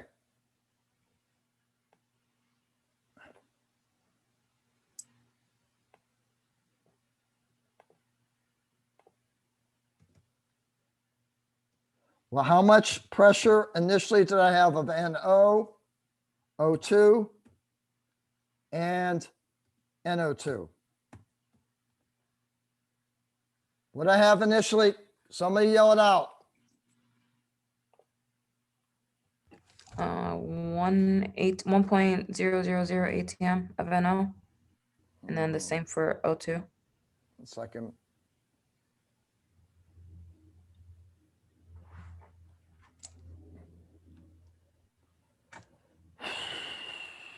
One second. Sorry, I'm trying to do this. There we go. 1 atmosphere. Mm-hmm. 1 atmosphere. And what's this one? 0.506.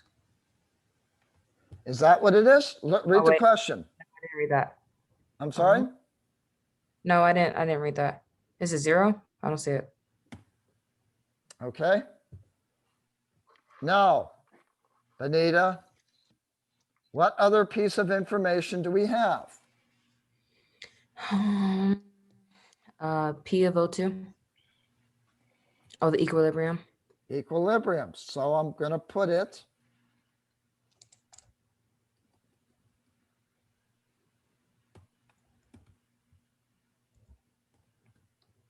okay. Do I have any other information? No. Any other information, ladies and gentlemen?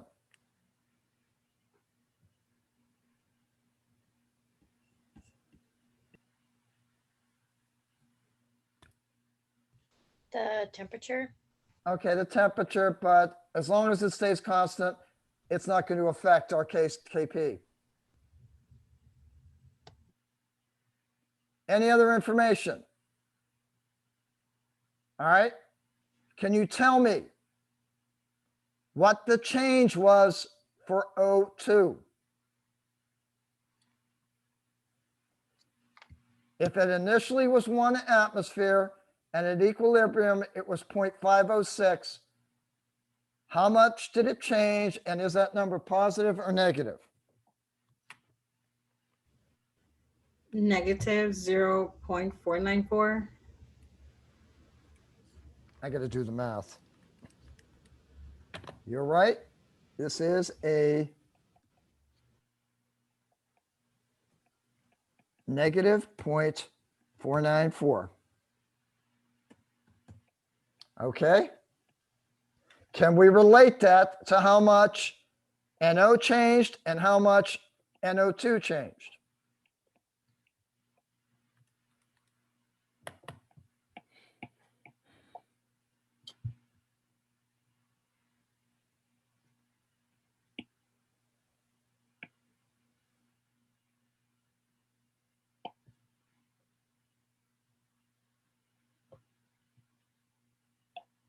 What's the molar relationship between O2 and each one of those things? The NO and the NO2. What's the molar ratio?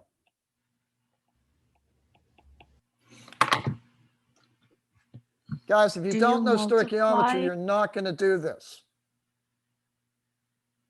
If you're not understanding what I mean by molar ratio, you are not going to succeed at this.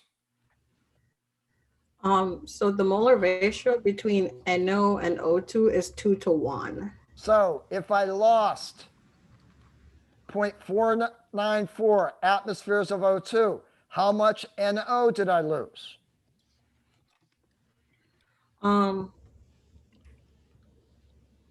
You would you have to multiply that by 2? Exactly, because the molar ratio. So then it would be negative 0.988. And how much?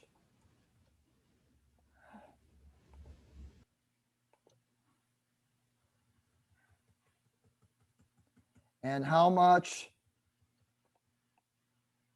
NO2 did I make? Wouldn't it be the same?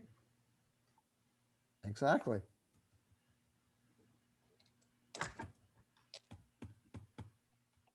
So if I had 1 atmosphere of NO and I used up 0.988, how much NO is left? 0.012. Exactly.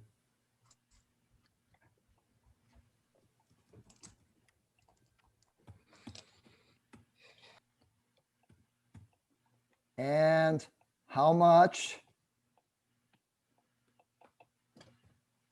NO2 do I have?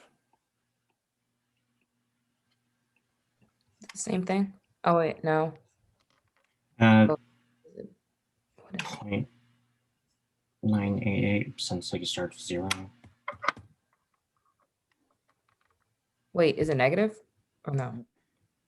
The change is the only place you're going to have positive or negatives. Okay.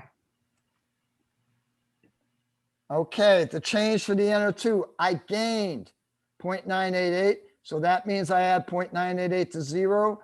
I now have an equilibrium concentration or pressure of 0.988 atmospheres. I subtracted my 0.494 from 1. That leaves me with 0.506 atmospheres of oxygen. And I subtracted 0.988 from 1.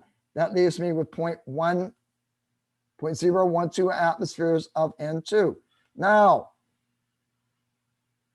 what is my equilibrium expression? My Kp.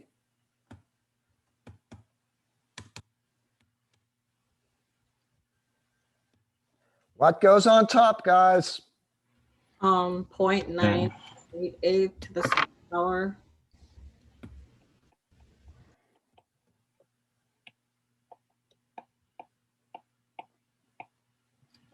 What goes on the bottom? Ah, damn it. 0.506. What in the? Oh.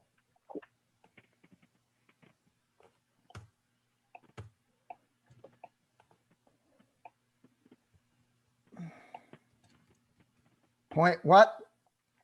506 times 0.012 squared.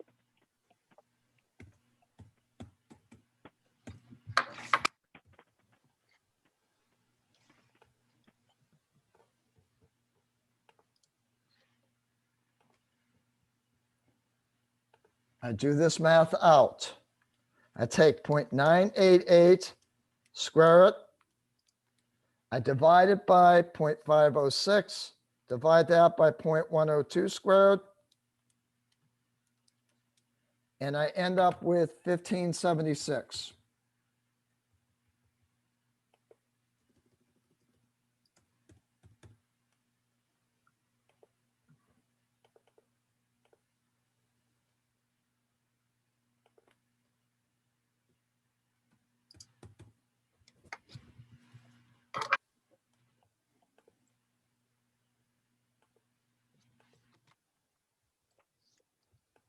Okay, let's take a break from this for a second. Now, if you have a need to manipulate equilibrium constants, you have some rules you have to do. If you reverse the equation, invert the equilibrium constant. So if I've got A plus B yielding 2C, my K forward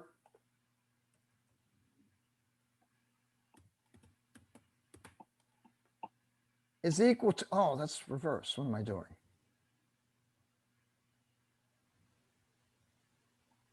Yeah, you're right. I should read before I do. My K reverse would be the reaction going in the reverse direction, which would mean it's concentration of A times concentration of B divided by concentration of C squared. If I have my reaction going forward, my K forward is concentration of C times concentration of C divided by concentration of A times concentration of B. How are these related? They're related in the fact that K forward is equal to the reciprocal of K reverse. K forward is equal to 1 over K reverse.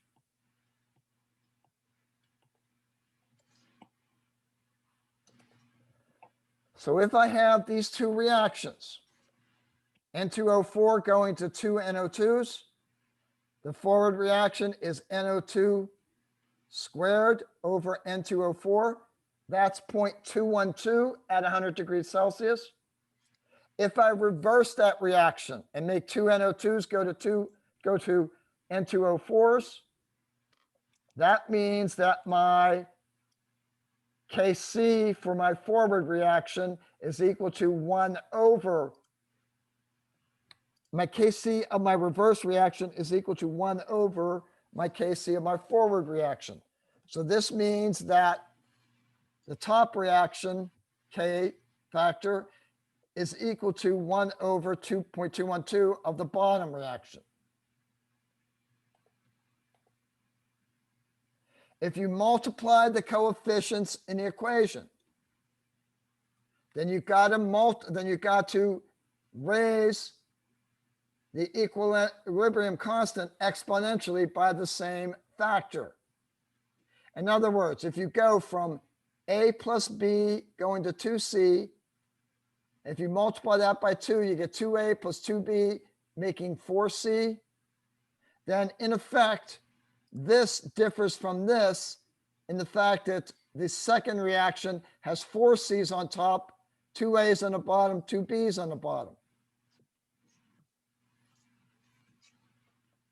K1 is just CC. What you do to get the new K factor is you multiply the original constant by the original constant.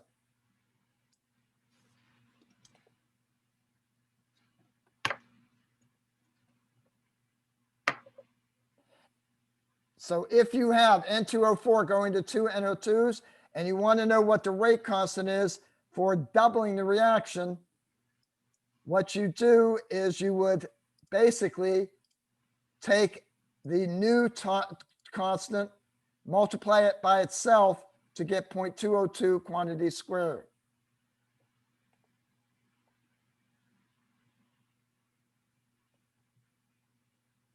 If you have, this is the one you're going to be really using, so pay attention here. If you have two reactions,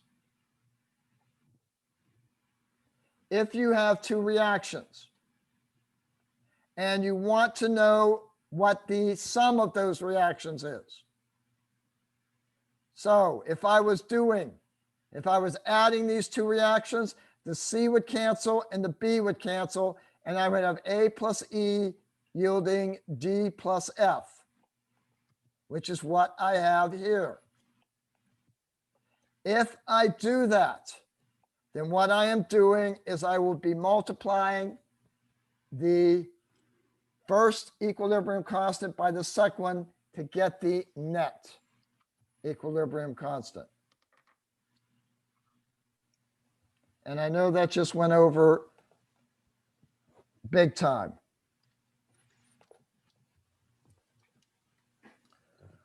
All right.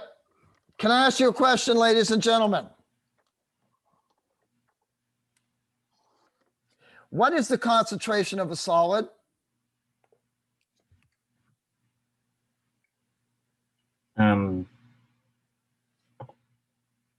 You can think of concentration as being grams per milliliter. What is the concentration of a solid?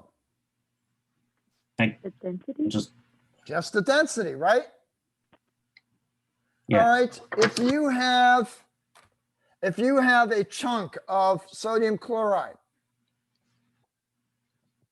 better yet, if you have a piece of copper that you're putting into a solution of silver nitrate, and the copper is getting eaten away, half the copper is gone. Has the density changed? No. Densities don't change, no matter how much of the substance we have. Densities don't change. So if we're reacting a solid and we're using some of it, right? Right? Yeah. If we're using some of that solid up, then the density isn't changing, so the concentration isn't changing. Solids and liquid concentrations essentially stay the same. They stay the same. So if you have a solid in a equilibrium, you don't include it in the equilibrium expression. So if I have this equation up here, PbCl2 as a solid going to Pb plus 2 Cl minuses, I don't include the solid. So my equilibrium constant is just going to be the concentration of my lead 2 ion and times the concentration of my chlorine squared.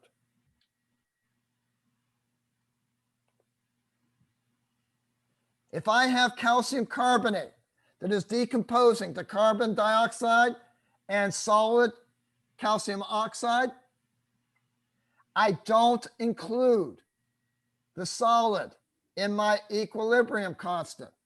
So my constant is equal to what here, ladies and gentlemen?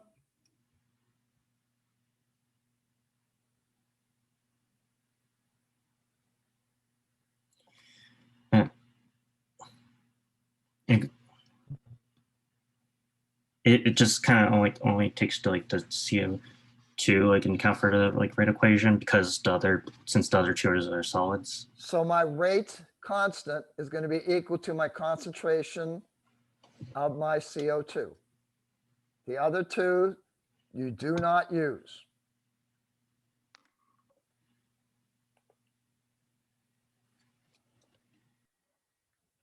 Now I got 15 minutes.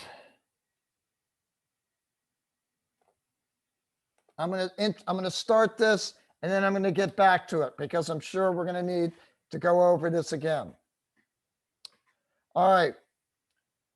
The reaction quotient uses the same concentration terms as the equilibrium constant does. The only difference is the reaction quotient, the system is not yet at equilibrium.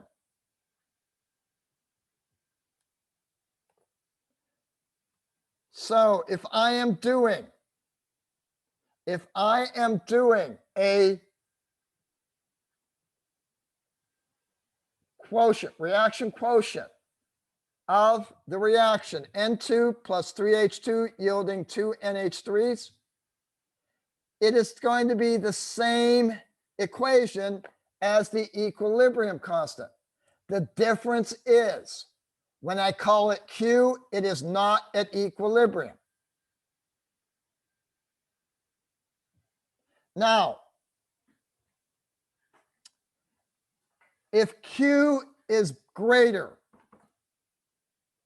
remember, if we have things that are not in equilibrium, they are going to manipulate themselves to get to equilibrium. So I have, if I did the concentrations out and I found out that the value I came up with at not equilibrium was less than Kc. How would I get Q equal to Kc? Would I increase the numerator or would I increase the denominator?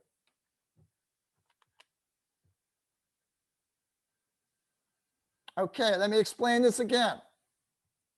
I'm using the same concentration terms for Q and for Kc. Using the same formula. The difference is that Q is not at equilibrium. Now, if my Q is less than Kc, do I have to increase the numerator or increase the denominator? You would increase the denominator. Increase the denominator. Numerator is the one on top, denominator is the one on the bottom. I think you would increase the denominator. If I increase the denominator, all right, is 1/2 more or less than 1/4?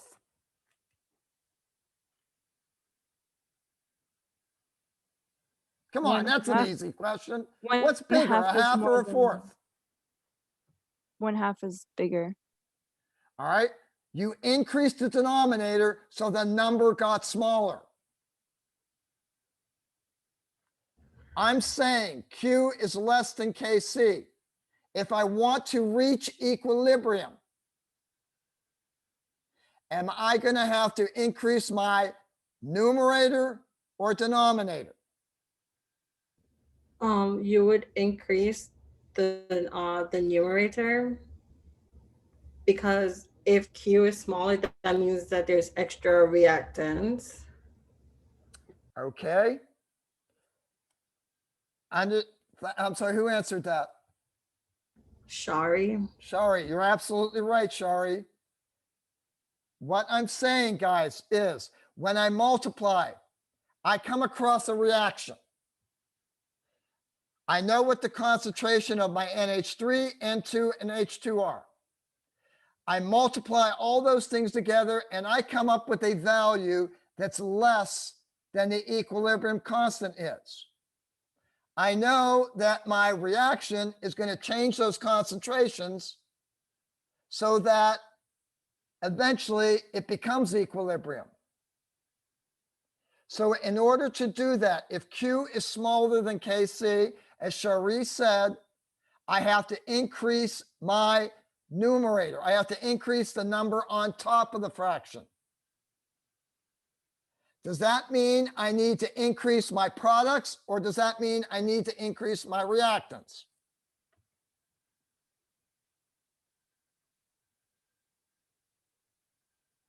You need to increase the product.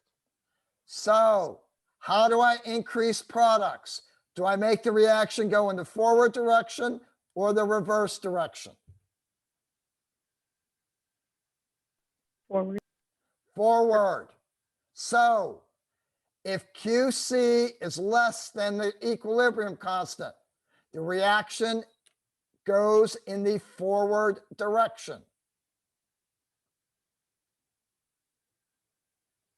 Again, let's go through that again. If I come across a reaction and I determine the concentration of my products and the concentration of my reactants, and I multiply them together and I come up with a number which is Q. And the value I come up with for Q is less than that of the equilibrium constant. In order to get to equilibrium, Q has to equal the equilibrium constant. So I need, if Q is too small, I need to make it go up. The way I do that is to increase my numerator, or in other words, increase the amount of my products.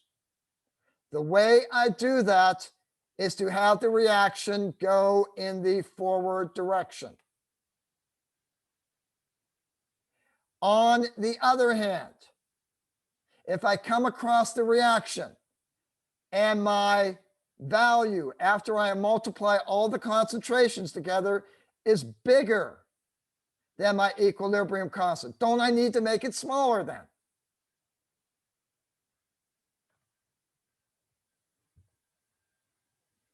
Yeah. Yes. If I need to make it smaller, I have to decrease my products. The way I decrease my products is to take my products, react them to make more reactants. So in other words, when Q is greater than my equilibrium constant, the reaction goes in the reverse direction.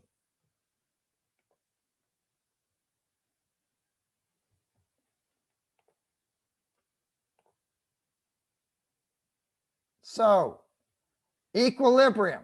At equilibrium, K is equal to Q,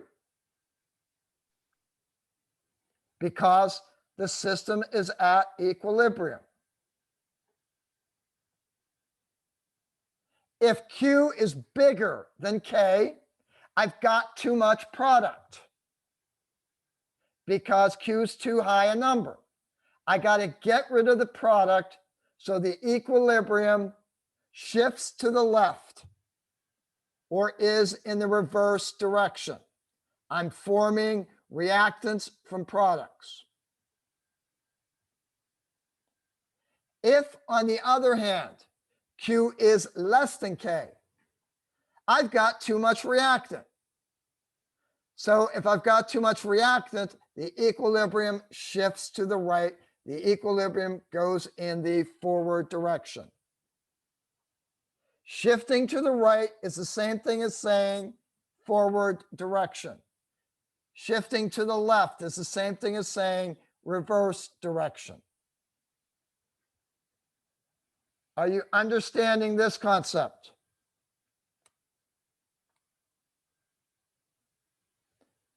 I think I have time for an example, and then we're going to end for the day. All right. I have a reaction. 2s2 plus O2 making 2 SO3s. I've got my concentrations right now. I know that my K should be 279 at equilibrium at 1273 C. So I'm going to plug these numbers in to my equilibrium expression. I'm going to find out what Q is. I'm going to compare it to K. Q, I've got my SO2 squared, SO2 concentration squared, times my SO3 concentration squared, divided by my SO2 concentration squared, times my O2 concentration. I do all this multiplication. Q is 1002.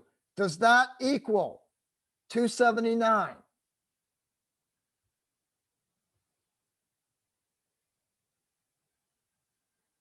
No. It doesn't equal 279. Am I at equilibrium? No. Is Q bigger than K?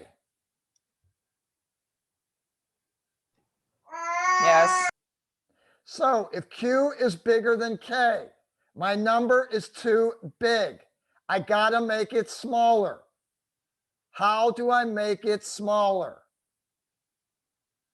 Do I go in the forward direction or do I go in the reverse? Is it shifted right or is it shifted left? Shift left. If I shift it left, You shift to the left. if I shift it left, am I making less product? Yes. Yes. If I'm making less product, am I reducing the number? Yes. Yes. So that's where we're at, guys. Again, I'm going to go over this first thing on Tuesday again, and then we're going to do some Q problems, okay? Did you take attendance? Thank you, Benita. You're welcome. Okay, everybody's here except Benita, right? No. All right, Athar was here. Yes.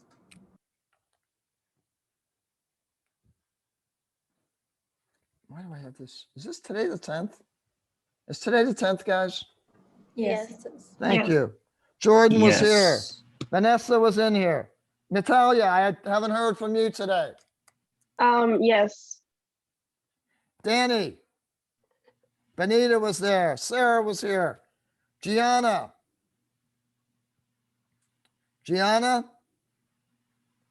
Jenna. Here.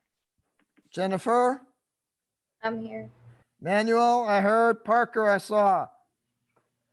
Shari was definitely here. Araceli was here. Jessica. Here. Keanu.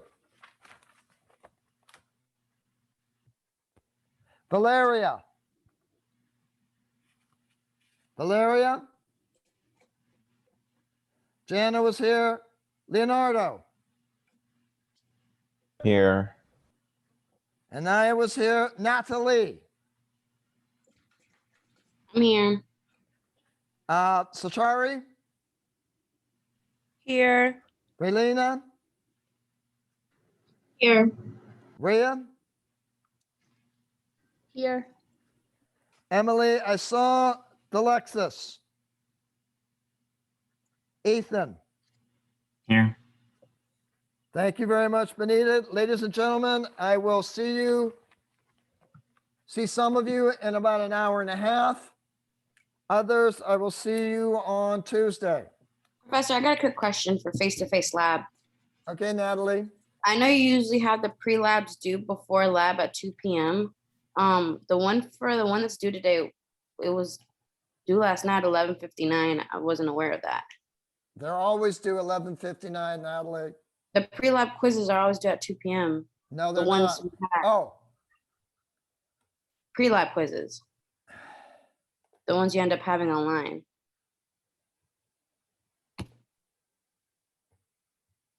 I thought they were always due at midnight. Mm-mm. No, it's at 2. I'll give you until midnight tonight. Okay, I appreciate it because I usually do it right now.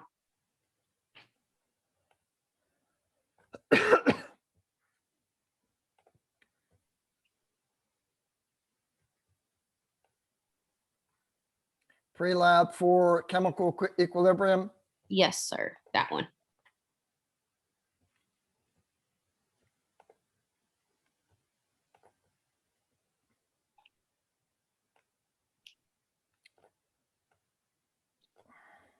I do. Wait, time out. Look at this. This is the equilibrium constant. I have it set up for 11:59 tonight. Oh, that was last night. Never mind.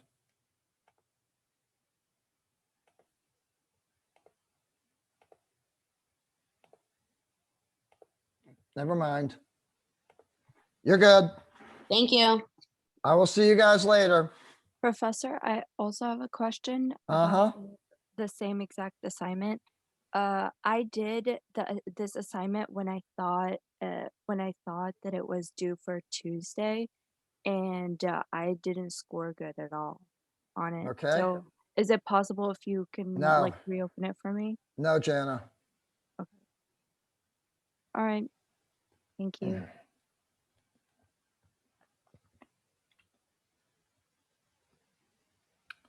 Okay. Anybody else in here? Who else is in here? Cherie? I think it's just me and you, but I think it's still recorded. Oh, okay. Cherie, you got to figure out how to submit things. Okay? You need to download your pictures into a file on your computer and then access them that way. I cannot open your documents. Okay, I'll go ahead and read some. Yeah, I think I messed up because what I had done was airdropped it instead of downloading it as a file. So I'll go ahead. Whatever you did, don't do again. Download it as a file and then upload it back in to the Dropbox as a file. Okay, no problem. Literally speaking, it took forever for me to get the 2 graphs up. You submitted the graph twice, by the way. So what I want you to do is I want you to download them as files and then attach them to an email and send it to me, okay? Okay, all right, thank you. Thank you, Shari. Bye, have a good day. See you later. Yeah.